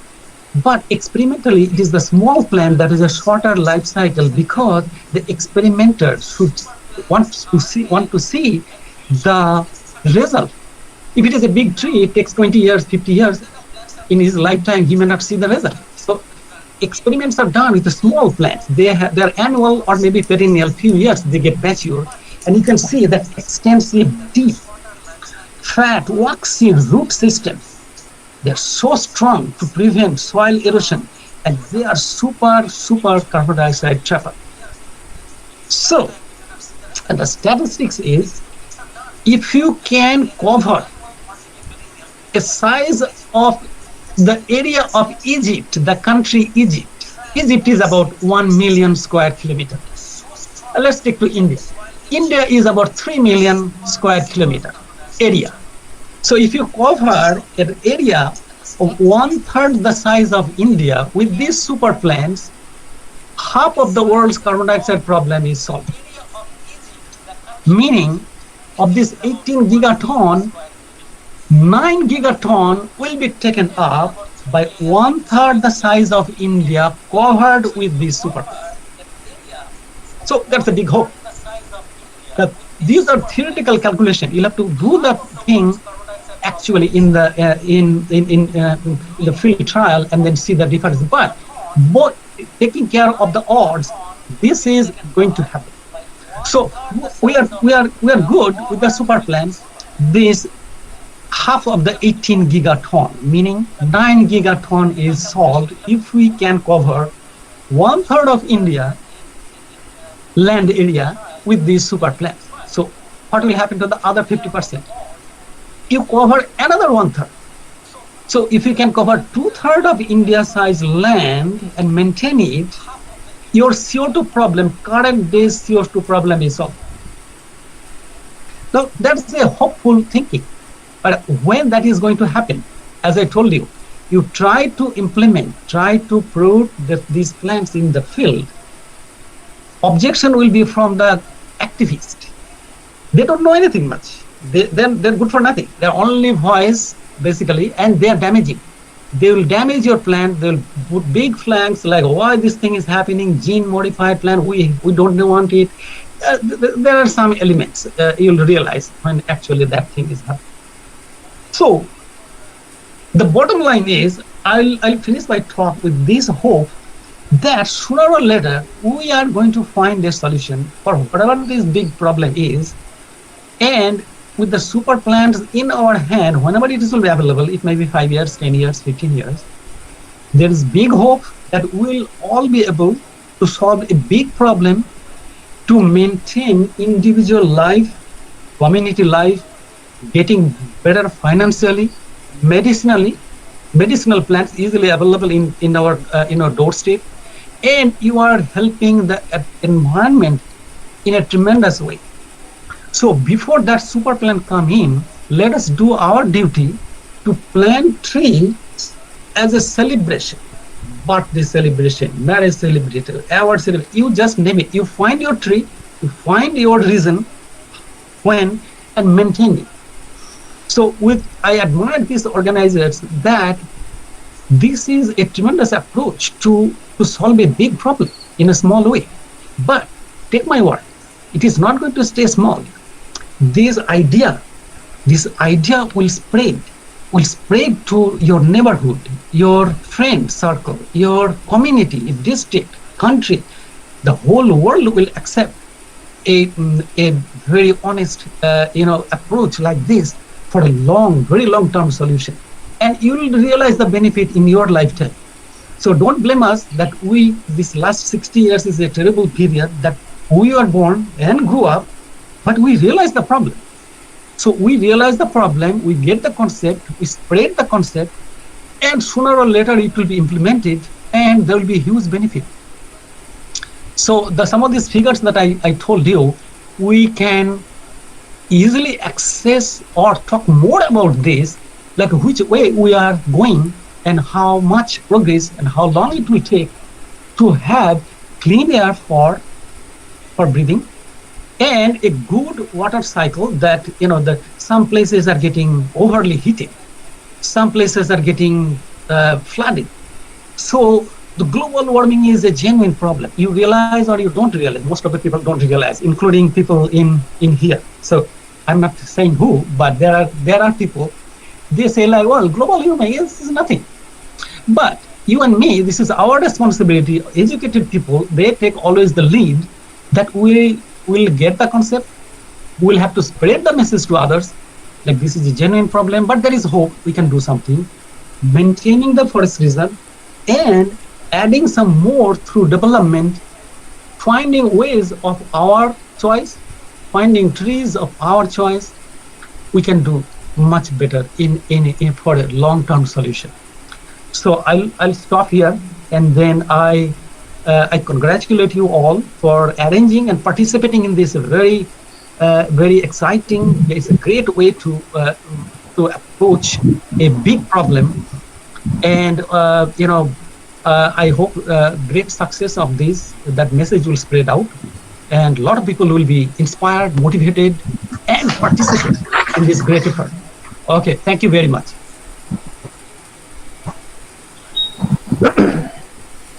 Thank you, Dr. Ghosh, for your talk. It familiarized us with a very new perspective. I'm sure there are questions, so we will have an interactive session now. Dr. Saurabh Sarkar will monitor that session. Dr. Sarkar, it will be nice if you kindly mention the names of the persons who ask the questions. Okay. Thank you very much for your beautiful informative talk. We are really honored to have you with this session. Now, with your kind permission, I would like to start our live interactive session. Sir, may I? Mm-hmm. Sir? Yes, go ahead, please. Okay.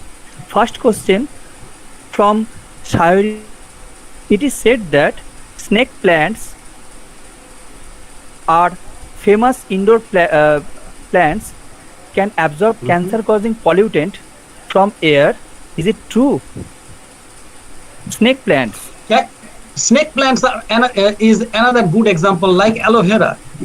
Aloe vera and snake plant, they are equally good to trap some poisonous gases also in addition to CO2. So that's true. They have the power to convert carbon monoxide and some sulfur compound. And so many of them are obnoxious, they are cancer causing. So the answer is yes. So snake plant should be included in as in indoor plant to control to give you better air quality. Yes, absolutely. Okay, sir. We are running short about our time. So I again thank you for your answer. We are really privileged to have you with us. Thank you, sir. Now I request our anchor, Dr. Chandra, Okay, my pleasure. to proceed the session further. Over to you, Dr. Chandra. Thank you, Dr. Sharkar. So, am I audible? Am I audible? Yes. So, okay. So, the second speaker of this session is Dr. Moumita Dotto, postdoctoral scientist, Department of Environment and Occupational Health Sciences, University of Washington, Seattle, Washington, USA. This session will be chaired by Dr. Shukhendu Roy, Assistant Professor of Zoology, also the convener of this webinar. Now, the speaker will be introduced by Dr. Saurabh Sarkar, Assistant Professor of Zoology, GUSHKARA Mahavidyalaya. Thank you, Dr. Chandra. At first, I would like to welcome Dr. Moumita Dotto, postdoctoral scientist, Department of Environmental and Occupational Health Sciences, University of Washington, USA. Dr. Dotto has completed her master's from the University of Bardwan and awarded PhD from the same university. After that, she has joined to the University of Washington, USA as a postdoctoral scientist. Currently, she is working in the project Ontogeny Study of Human Microbiome. She has worked with Drosophila in her PhD, rat in her initial postdoctoral research work, and now gut microbiome in human. Thus, she has a wide variety of experience to deal with microorganisms, invertebrate, vertebrates, and also human beings. She has also published her research articles in several renowned international journals. Some famous publishing houses are Elsevier, Springer, Royal Society, Taylor and Francis, D. Goiter, and many more. Today, we are privileged to have her talk with us. Her topic is conservation, its imprint on the future of humanity. Madam, please, you may proceed now. I request you to facilitate us with your talk.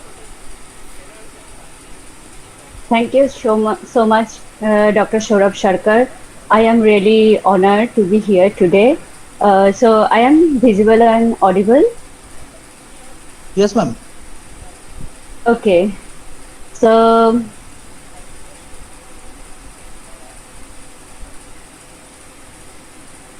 I'm going to. So can you see my screen?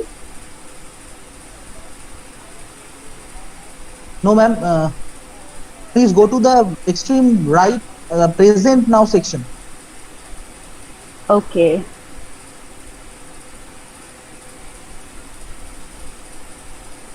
Just give me a sec. Okay, ma'am. No problem.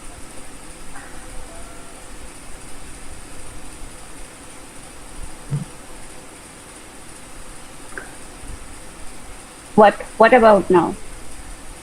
So after that, ma'am, there will be three options. Yeah. There is a top, there is a entire skin option. Present now. After that, the option will came in the entire skin. After that, one pop-up will came on the bottom of the screen. It came. Oh, it came. Oh, so you can see my screen now? Yes. he is not visible. Actually, you have Yes, to. yes, yes. You have to. It is visible. It is visible. No, no, no. Ma'am, No. then share it. Share the screen, ma'am. Okay.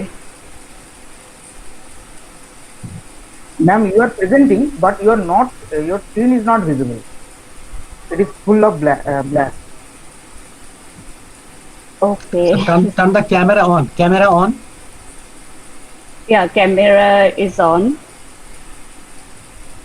And the sound is okay. Yeah, good. Sound is good.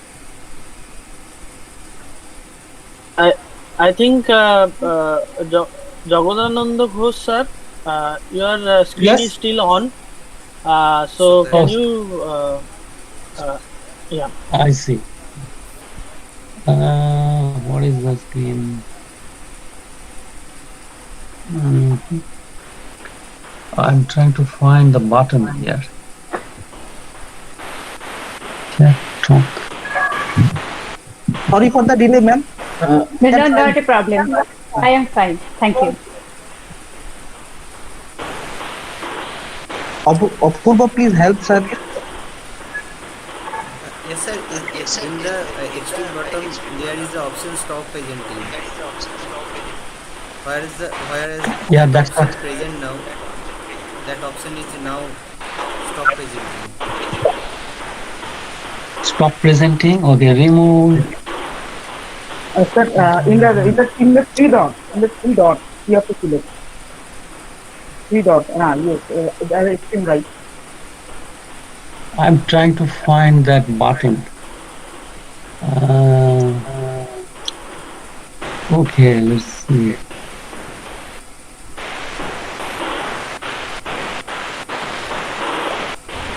Okay, I think it's okay now. Ma'am, please. You can see it. Wi-Fi. Now, So you cannot stop it from there. sir, if you don't mind, sir, can you stop the whole system? After that, you can start it. Jagadananda Yeah, ঘোষকে okay. বন্ধ করতে বলো প্রেজেন্টিংটা। Yes, yes. Jagadananda ঘোষকে presentation বন্ধ করতে বলো। হ্যাঁ, sir, হয়ে can গেছে। you please once leave the No, call, he's now. Okay. Yeah, Now, ma'am. so- Ma'am, please proceed now. Okay.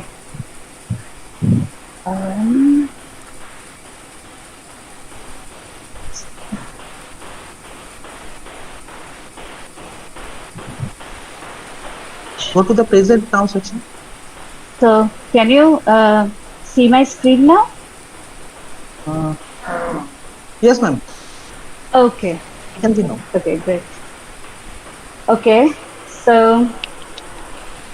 thank you everyone for giving me the opportunity of presenting some of my knowledge in front of you on this day of conservation. So before giving any more details, I am jumping first in my topic. So actually I am hearing so much noise. Can everyone mute it, user?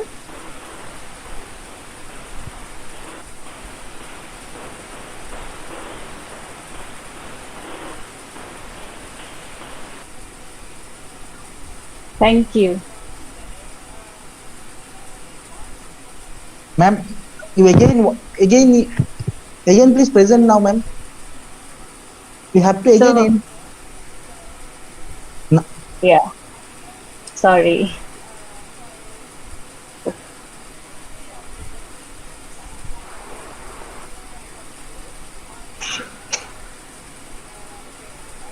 Why it's not? Yeah, now. There you go. Okay, so you can see now, right? Yes, ma'am. Okay. So today I'm going to share some of my knowledge about conservation, and the topic of my talk is today's conservation and its imprint on the future of humanity. So the former two speaker are very knowledgeable in comparison to me. I have just started my journey in this field from the last 8 years. So I am sharing very little knowledge in this topic with you. So before going in depth details, I like to share little background why conservation is important to us nowadays. Because Earth is only one planet in the solar system which supports life. No other planets have these beautiful things on them. So we are very precious and lucky to have life in this planet, and we are very lucky to be a part of this planet.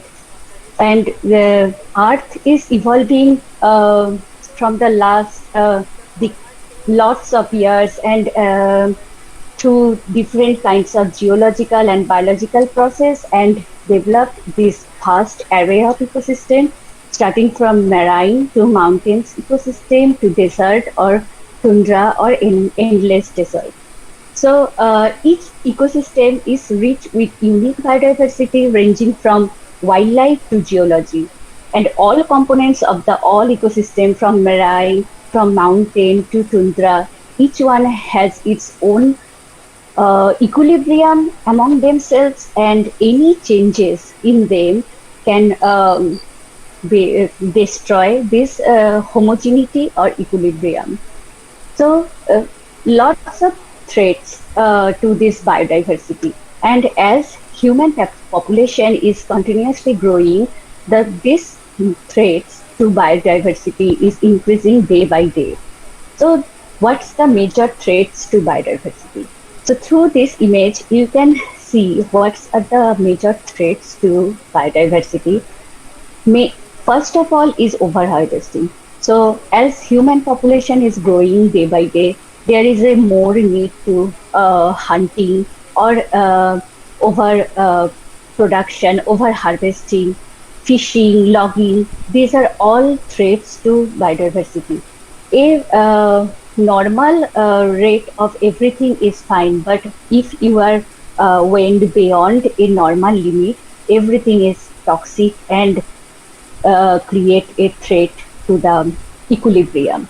So overharvesting is a big threat to the biodiversity. Agricultural activity, like currently we are very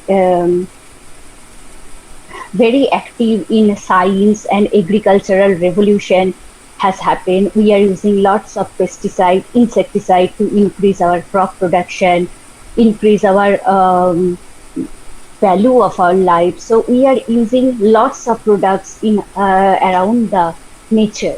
So this creates a lots of increase the production of crop or plant or livestock, but there is a bad effect to the biodiversity.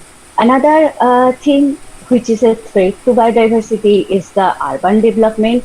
We are destroying our forest and our grasslands to build new houses, new development. So that's all our threats.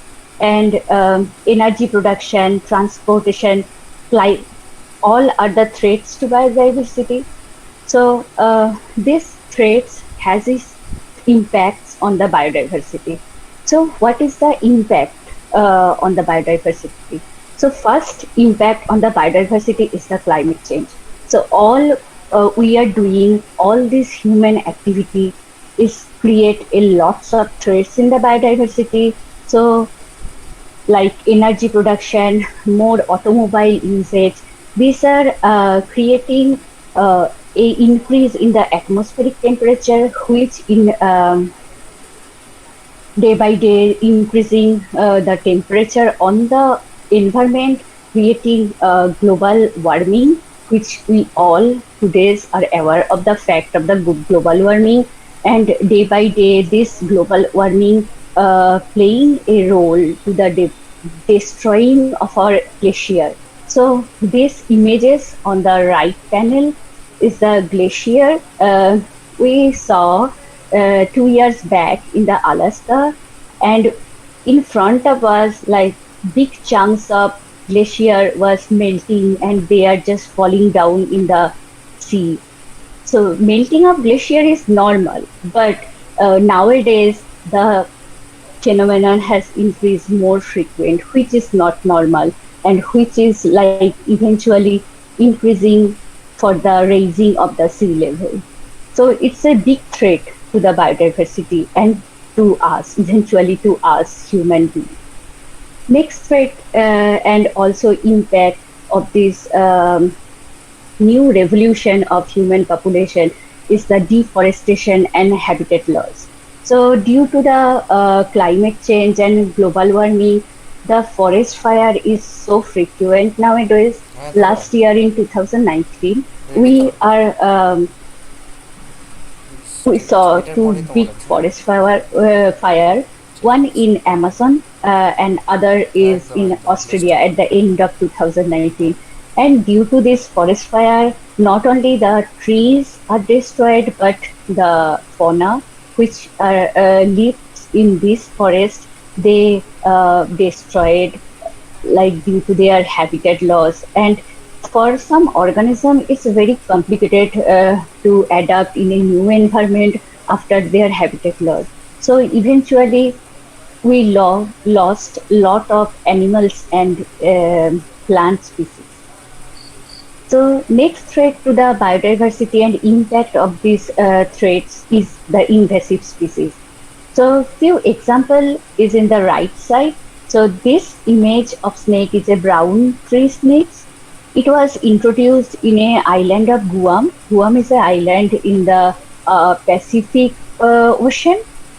And basically this brown tree snake is a fauna of this Australia or Papua New Guinea area. But after the end of World War II, this tree snake was introduced in the island of Guam. And island of Guam was like so enriched with lots of birds or other prey species, and there was not so much predator species. And due to their nocturnal habit, these snakes like finished or wiped out 3/4 of the bird population in the entire island.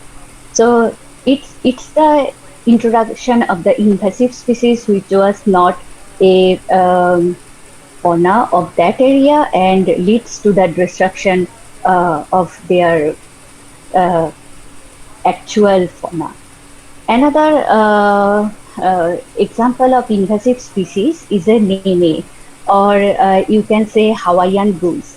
It's a example of unique goose which is only you can see in the island of Hawaii, but it becomes rare due to the introduction of invasive species in their natural habitat, like different kinds of carnivore species. So any invasive species introduction in a unique biodiversity is a threat, and it has a great impact on human population. And nowadays we are seeing a great example of this invasive species in our population, which is known as COVID-19. So this SARS-CoV-2 is not a present in human species at all. It was present in bat or pangolin species, but they have transferred as a invasive species in our population, and we all know that we are fighting to win against this invasive species, but we are falling down. It will take time. So major threats to again another impacts on the biodiversity is overexploitation. So hunting, fishing, harvesting, everything is good if you are doing in a normal level or normal limit. But doing everything over is threat to biodiversity, like over hunting, over fishing, and over harvesting, which we are doing nowadays with any limitation is we are doing overfishing, and which like one very good example is the overfishing of hilsa, which is a very delicious fish for in our Bengali cuisine, but due to the overfishing, younger hilsa fish is dying, and there is a less population of these fishes. Another threat is overhunting. So due to overhunting, lots of like superstition and money has led to the increase the demand of different animal parts like horns, their skin. So overhunting takes place, and this threats the biodiversity, and eventually it leads to the eradication or extinction of those species. So these are big threats on the biodiversity, and it has a great impacts on our future. Another two example of human or man-made overhunting example is the passenger pigeon. Passenger pigeon was a bird which was like present in 3 to 5 billions in North America, but in the 19th century, after arrival of the European, they started overhunting of this pigeon, and this unique pigeon, which is different from the normal pigeon, just get extinct in the wild. So it's a great example of overhunting, and it's the example of Holocene extinction. Another most endangered marine animal is blackfeeder. It's a porpoise, and it's present in the Gulf of California. But nowadays, this blackfeeder population has reduced almost 30 individuals, and they are like facing a bigger threats for illegal fishery of the totoba fish, which is a fish population present also in Gulf of California, and overfishing of these fish also include them in their net, and eventually they die. So these two are great example of our greed, of our over harvesting, of over hunting and over exploitation. So another biggest threats to biodiversity is pollution. So we are all aware of the fact of pollution. What is introduction of contaminants into the environment through industrial agricultural revolution, and it's the biggest threat. Like we are very revolutionized species now, and we are using lots of chemicals to increase our industrial production. We use lots of chemical in name of pesticide or insecticides in our harvesting field, and this had a bad effect on our entire population. So as a toxicologist, I am dealing with the chemical, with this kind of chemical, especially the fluoride or organophosphate chemicals, which are randomly used in our field.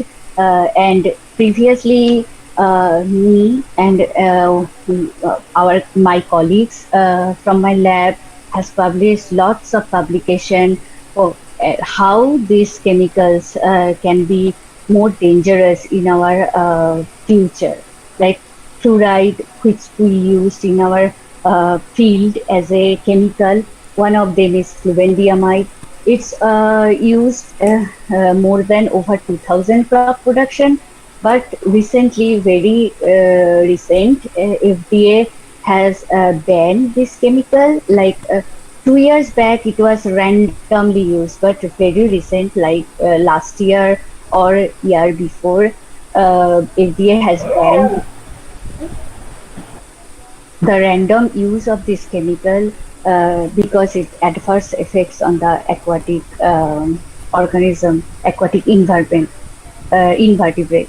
Another is fluoride containing chemicals. So my previous work has shown that fluoride, especially sodium fluoride, which is randomly used in toothpaste or our drinking water, it's very dangerous for our health. We know that fluoride is present in our groundwater. It's a different issue, but we are adding fluoride in our daily use things, which has a great effect in the non-target organism like Drosophila. But we are directly exposed with this chemical, so we don't know what's going on in future and what's going to be happen in future due to random use of these chemicals. Also, another fluoride-containing chemical named as cryolite was used randomly as a pesticide or insecticide in the field, and it has also a adverse effect on the non-target organism, their eye developmental pathway, lots of their drug metabolizing enzymes just express hazardous effect of these chemicals. Another chemical is organophosphate chemicals, acephate, which people or farmers use mainly in the agricultural field. It has a big hazardous effects, like it creates bad impact on the biology of Drosophila. So these are few examples of the chemicals which we randomly use in our field, and they have a lot of bad effects on our biology, or eventually they lead to the development of different complicated diseases. So this exposure to environmental toxicant has raised safety concern. So FDA or other organization has banned a lot of chemicals nowadays, but some chemicals are persistent in the environment and they have a bioaccumulative nature. So they present after banning, they are still present in the environment, and they accumulated in our body through other organisms like fishes, vegetables, due to their bioaccumulation and persistent nature. And we don't know, it's a very untouched area of the science, how our gut microbiome, which is a big population in our body, how they react with this adverse effect of this chemical. So, and human gut microbiome is an important player in the developmental origin of human health and disease. So, how this big population or community is dealing with these environmental threats. And so, now I am just sharing a little of my work which I am doing nowadays, like polybrominated diphenyl ether, which is known as PBD, was randomly used flame retardant previously, but nowadays PBD has a ban in the US, but due to its persistent and bioaccumulative nature, but PBD has banned, but its different alternatives are TB-BPA, BPA or BPS. These are different PBD alternatives which are still currently present. So, and another diet enriched PBD congener is BD47, and it's linked to thyroid toxicity and other metabolic syndrome development. So, in this project, we are trying to find how these chemicals impact the gut microbiome, human gut microbiome, and how the exposure to these chemicals, early life exposure, and their interaction with the gut microbiome. As is there any role in the development of any disease of this, like associated with the exposure with these chemicals? So we planned to find these things, and we select three of these chemicals. And the goal of our study was to recognize the differentially regulated bacterial composition in the host from early life exposure. Then, as our second goal was to find which differentially regulated bacteria modulate different metabolic pathways. And third goal was to find how or which of these altered pathways may lead to the increased risk of disease. So this cartoon show the experimental design of our experiment. So we exposed mice with these three chemicals, BD47, CBBP and BPS with vehicle. It was our control group. So we exposed animals with 0.2 mg per kg these chemicals per day, and collect their pups. So these were the pups which was not exposed with their chemicals, but they may be exposed through their maternal side or paternal side.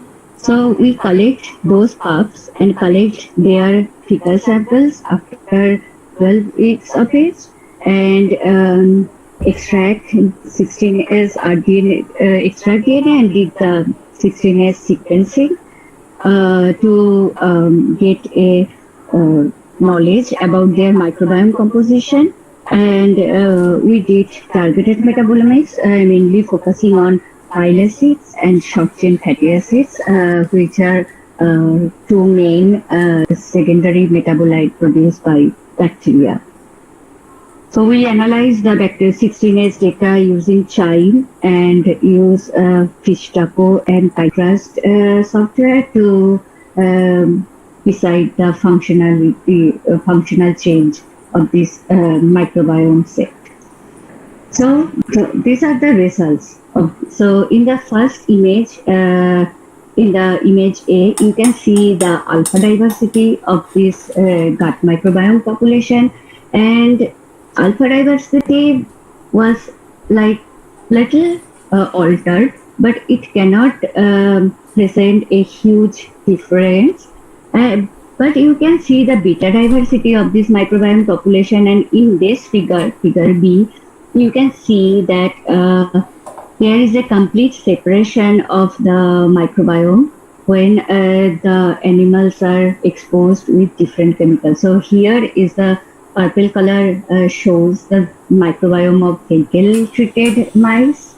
So remember, this mice was not exposed directly with their chemicals, they were exposed to their maternal transfer. So yeah, there was a complete separation of the organisms. Then in the figure C, you can see there is a OTU percentage of individual species, and most of the species were significantly changed in the three chemical treated exposed mice. So this results was really alarming, because this pups was no even exposed at a time with these three chemicals, but they are only maybe passively exposed through their mother. So their gut microbiome was completely altered.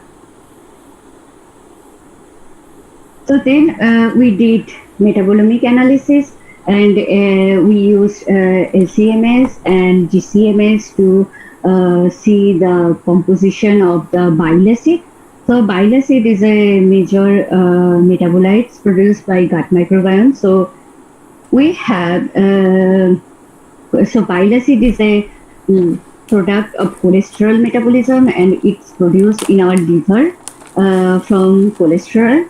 And when it comes after ingestion of any lipid-enriched food, the bile acid comes into the intestine, where it exposed through microbiome, and microbiome transferred primary bile acid to secondary bile acid with the removal of a hydroxyl group from their composition. So secondary bile acid is more toxic because it has less hydroxyl group in their composition, and they are more hydrophobic, so they can easily enter into the cell. So this omega MCA, which is a mouse-specific bile acid, and DCA is deoxycholic acid. It's produced from cholic acid, and MDCA is also a mouse-specific bile acid. And we can see each of these secondary bile acids. These are secondary bile acid produced from primary bile acid, and these are produced by microbiome population. And we can see that in every treatment group, there is an increased concentration of these three secondary bile acids, which is known as a toxic bile acids. And we can relate these results with our previous slides, where we can see there is a altered composition or increased composition of different gut microbial species. Also, if you see the total bile acid composition in these three groups, there is a significant increase in the total bile acid composition in their feces.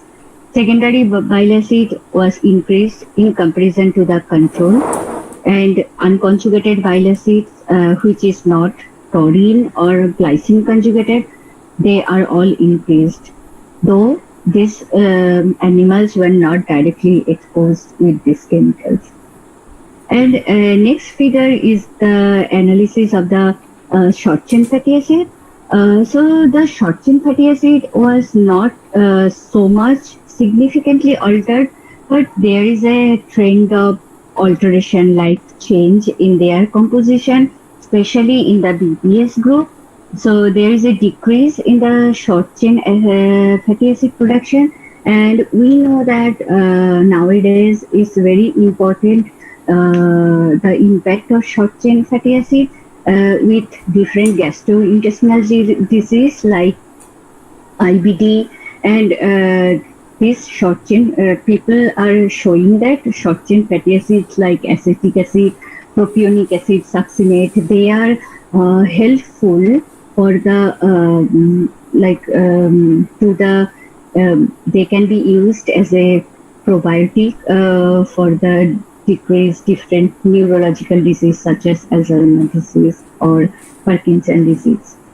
So from all of these results, we can see that these pups, mice pups, they are not eventually exposed through their lifetime with these chemicals, but they are showing adverse effect of these chemicals, like altering their microbial population and altering their secondary metabolites production. So these are the summary of this whole study, which can say that this exposure to these three chemicals, which is used still now, can alter the intestinal microbiome composition, and they can increase the secondary bile acid production, which is known as toxic, and they are associated with the development of different liver cancer, and also they can pass some of the secondary bile acid can able to pass the blood-brain barrier and leads to the development of different complicated neurodegenerations. So from all of these results, we can see that, and we can imagine why conservation is very important. So conservation is very important, mainly to protect the wildlife and protect the earth, and especially protect the human health. One big reason for conservation is the impact on human health because having wild habitat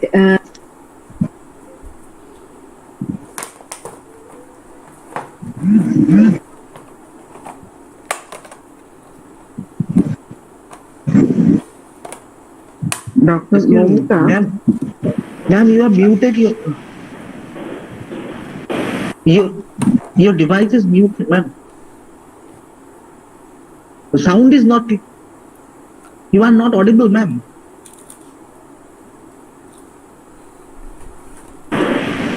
Please unmute the device. It's in the middle.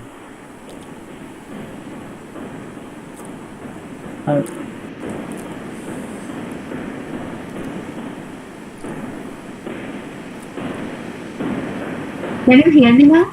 Yeah. Yes, ma'am. Yes, ma'am. Okay, okay. Sorry about that. No problem.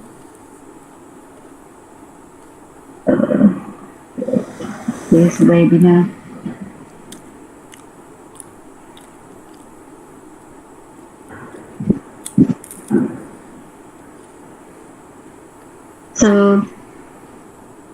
So can you hear me up to this?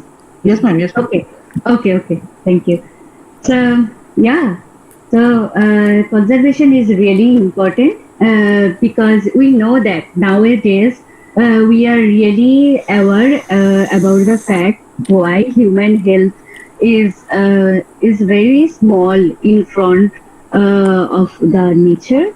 So we can know the COVID situation, and they have jumped from bat, either bat or pangolin to human, and it's a big pandemic nowadays which just shut down our entire world within 6 months, I can say.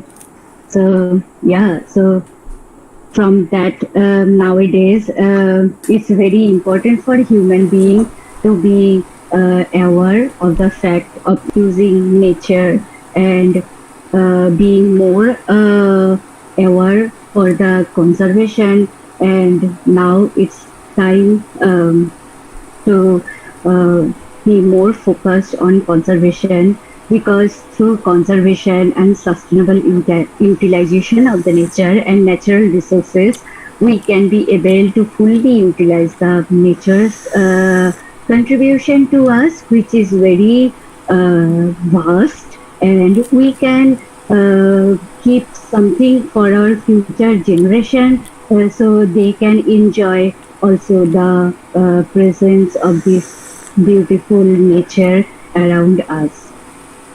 So that's all for today, and I am really very thankful to all the organizer of this webinar, especially Dr. Shukhendu Roy, who is my friend.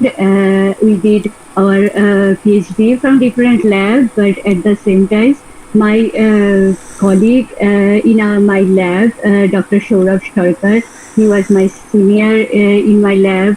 But we are like friend, he or brother, sister, anything you can say.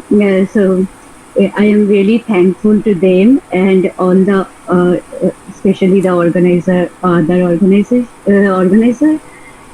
So I am really thank Dr. Julia Kui and all the members of the SWE lab to conduct this study, and Dr. Dale Whittington, who is the head manager for Maspec Center, for helping me to using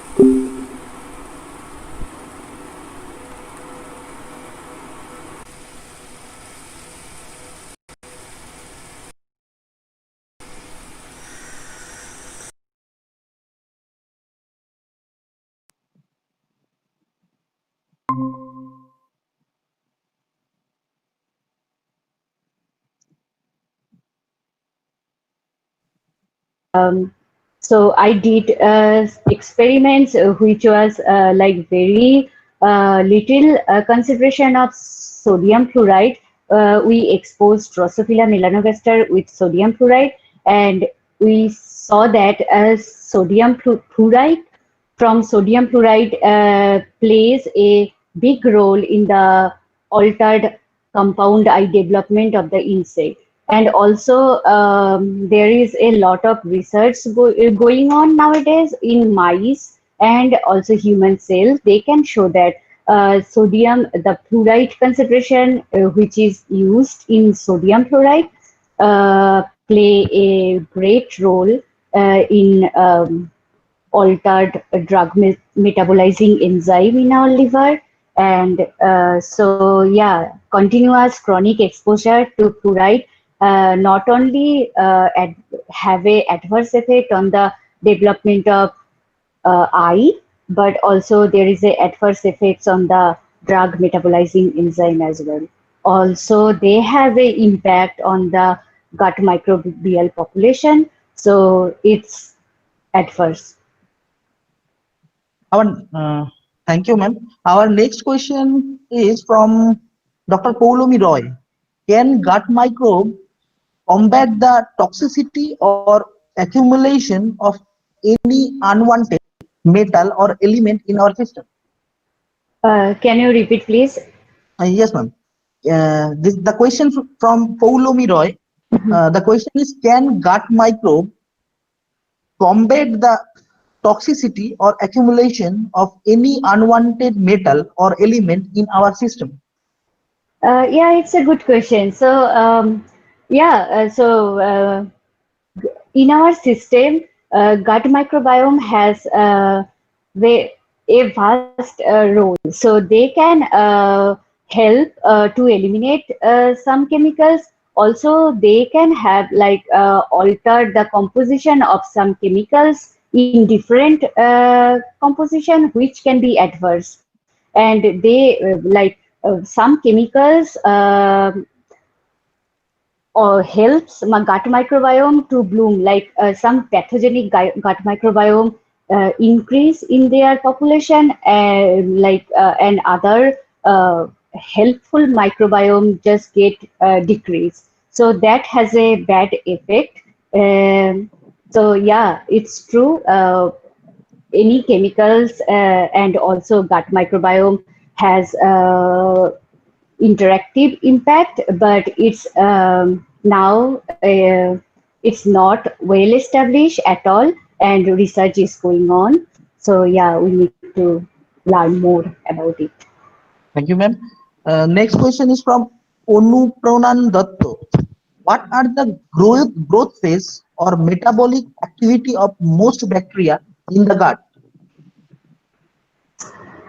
So I am not so sure about that fact because I am not a microbiology person. I am a toxicologist. My main work is to see how chemical or traits impact gut microbiome. I am not sure how their growth phase is going on. So I'm sorry to answer that. Okay, thank you, ma'am. We are very grateful to you for taking time off from your busy schedule to attend this webinar. Thank you, ma'am. Thank you. And another thing, some of the questions come from after completion of the session. So in case your questions are not addressed in given time, you can mail us and we will get answer from the speaker for you. I can now, I also want to highlight some of the facts, some of the reports from Ministry of Environment and Forestry and Climate. The report shows 24% of the decline of area under snow and glacial in some states, and also noted impact of climate change on wetland water body in Himachal Pradesh, Sikkim, Jammu and Kashmir. Moreover, unsustainable extraction of groundwater resource is causing a decline in water level in Tamil Nadu, Chhattisgarh, Goa, Odisha. In case of last 6 years, the rate of growth of forest stock has reduced by more than 10% in almost all states. In case of Northeast, total growth stock has declared from 1122.12 million to 958.34 million ton. While in mentioning the use of agricultural land for urbanization, the report says the high rate of urban growth is like to affect a productive capacity in states like Punjab, Haryana, Arunachal Pradesh, and West Bengal. So mostly India per capital consumption of material now 4.2 tons is low, less than the half the global average, the report says. So it is a real high time to conserve nature and the natural resources. Now I again came back to Dr. Chondo for next section. Thank you, Dr. Roy, for raising some very pertinent issues. We all know that these issues can affect our lives in future. They have already started affecting our lives, in fact. But we have come to the final phase of today's webinar. So we know that this webinar has been organized jointly by our college, GUSHKARA Mahavidyalaya, and the Friends of Environment. So now on behalf of our college, I invite President of the Friends of Environment to deliver a note of thanks. Hello everybody. Thank you, Dr. Chandra, for mentioning my designation. Rather, I would like to call myself as a member of Friends of Environment family. By short, what I can say that thank you, Principal Sir, Dr. Shukendra of GUSHKARA Mahavidyalaya for keeping faith in us. Here, us means we are Friends of Environment, one and only environmental science degree holders of organization in West Bengal. Thank you all honorable speakers for enriching us by your valuable speech. Now I would like to tell my dearest brother Debojyoti Mishra, who is a cultural secretary of Friends of Environment family, to say about us briefly. Thank you.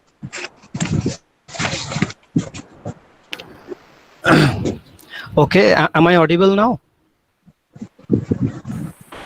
Yes, you're audible. Yes, you're audible. Yeah.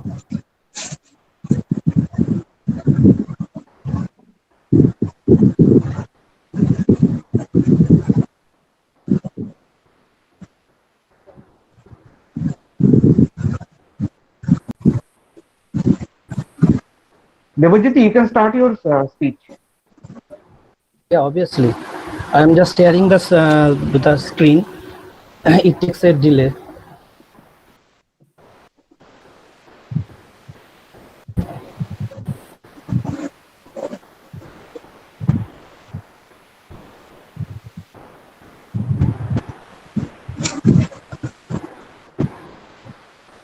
Hello, Debojyoti. Yes. Please.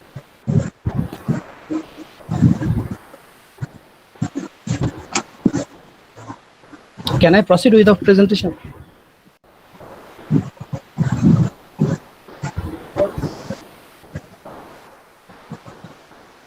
Without presentation, you can proceed. Without presentation, you can proceed. I think so. Okay.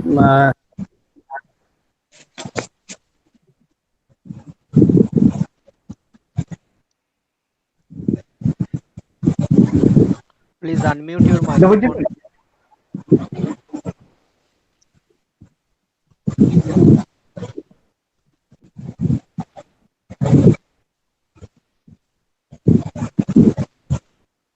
Unmute the microphone. Unmute the microphone.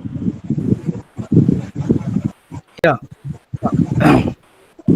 So, good evening, everyone. Hope you are all well in this global pandemic consequences of COVID-19. Myself, Debojyoti Mishra, Research Scholar, Department of Environmental Science, the University of Bardon, and Cultural Secretary of Hariyarpur Friends of Environment. First of all, I, on behalf of HFOE team, want to express cordial thanks to the organizers, IQAC and Department of Botany and Zoology, GUSHKARA Mahavidyalaya, for extending their hands towards our society as a joint organizer of today's webinar. Right now, I would like to introduce ourselves on behalf of Horiarpur Friends of Environment, a community of environmental science degree holders on the eve of International Webinar of World Nature Conservation Day. As we are from environmental degree holders, so environmental science is not it not gives a degree. It's a subject where you can see the environmental consequences in your own perspectives. Now here some of pictures that have been in the slides, but there is no network connection properly, so I cannot see the I cannot present the slides. So as for as a brief, I want to say we have started our journey in 2017 as conducting an environmental health camp. After that, we have conducting several health camps in district of Hooghly. As most of our members from our Arambagh, so our main head office is situated at Arambagh, Hooghly, and subsequently we have extended our branches in Bardwan, Bolpur, and Barakpur also. Now, I would like to express some of our branches. First of all is environmental diary, a diary of the nature for nature. It's an e-magazine and blogging platform of environmental issues. Anyone can send articles regarding environmental issues by visiting our website. Very recently, we have organized some webinars in this domain. The second branch of us is HFE Classroom, one step towards environmental education, a digital classroom for environmental science degree holders. For present time, it's open for online test series for MSc entrance exams, School Service Commission exams, and NTA rate exams in environmental sciences. Any aspirants of environmental science, BSc and MSc can participate in online exam by following our website, that is www.hfoeclassroom.in for further queries. Our next part is HFOE Health Support. Help us and join hands to make a beautiful world. It's an initiative towards free medical medical support by HFE. As I earlier mentioned that we had started our initiative through a health camp. After that, we have organized several camps. Now, our recent branch is CRED. The full form of CRED is Center for Environmental Research, Education and Development.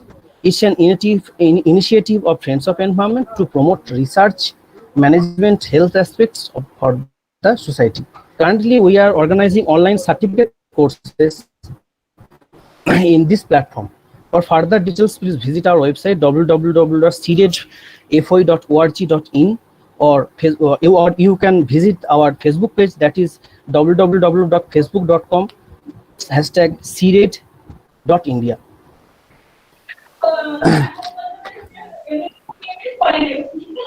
So we got some achievements also in different domain of our society, and as well as some colleges and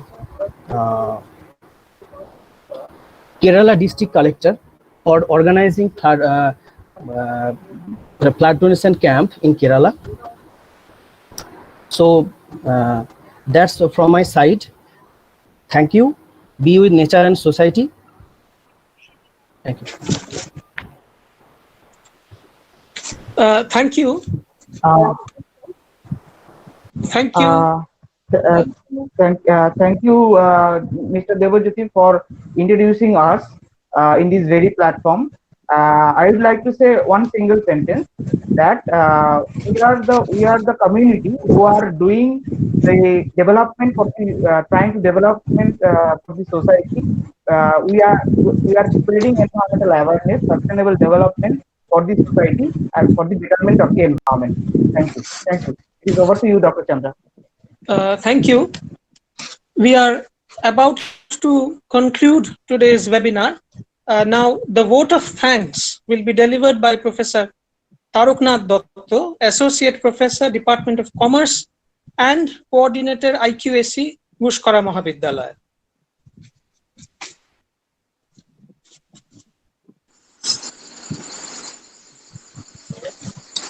Am I audible? Yes, sir. Yes, you are. Yes, you are. Good evening to you all, sir.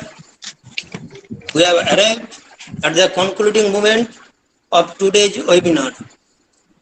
Now we can confidently say that it has been a successful event. On behalf of GUSHKARA Mahavidyalaya and Internal Quality Assurance Cell, I express my sincere gratitude to our learned speakers for kindly agreeing to take part in the webinar. Professor Shantanu Roy, Dr. Jagadananda Ghosh, and Dr. Mohamita Datto, your deliberations have substantially enriched our understanding of some significant areas of knowledge. This webinar has been organized jointly by IQAC and the Department of Zoology and Botany, GUSHKARA Mahavidyalaya, and Friends of Environment India. I take this opportunity to thank Dr. Deep Chakraborty, President, and Mr. Apurva Kule, Founder and Secretary, and others of Friends of Environment for their kind cooperation. I would now like to thank Dr. S.K. Pan, Principal, GUSHKARA Mahavidyalaya. Without his active help and support, this webinar would not have been possible. This webinar has been a collective endeavor in which the teachers, students, and non-teaching staff of our college participated. We are grateful to them. I would like to thank the convener, Dr. Sukhendu Roy, the joint convener, Dr. Sunanda Mondol, and members of the organizing committee for their hard work to make this webinar a successful one. Finally, let me mention that this webinar was primarily intended for our students. It is my pleasure to thank all participants, including our beloved students, for their enthusiastic participation. Thank you all. Shusto thakun, bhalo thakun. Thank you. Thank you all for stating.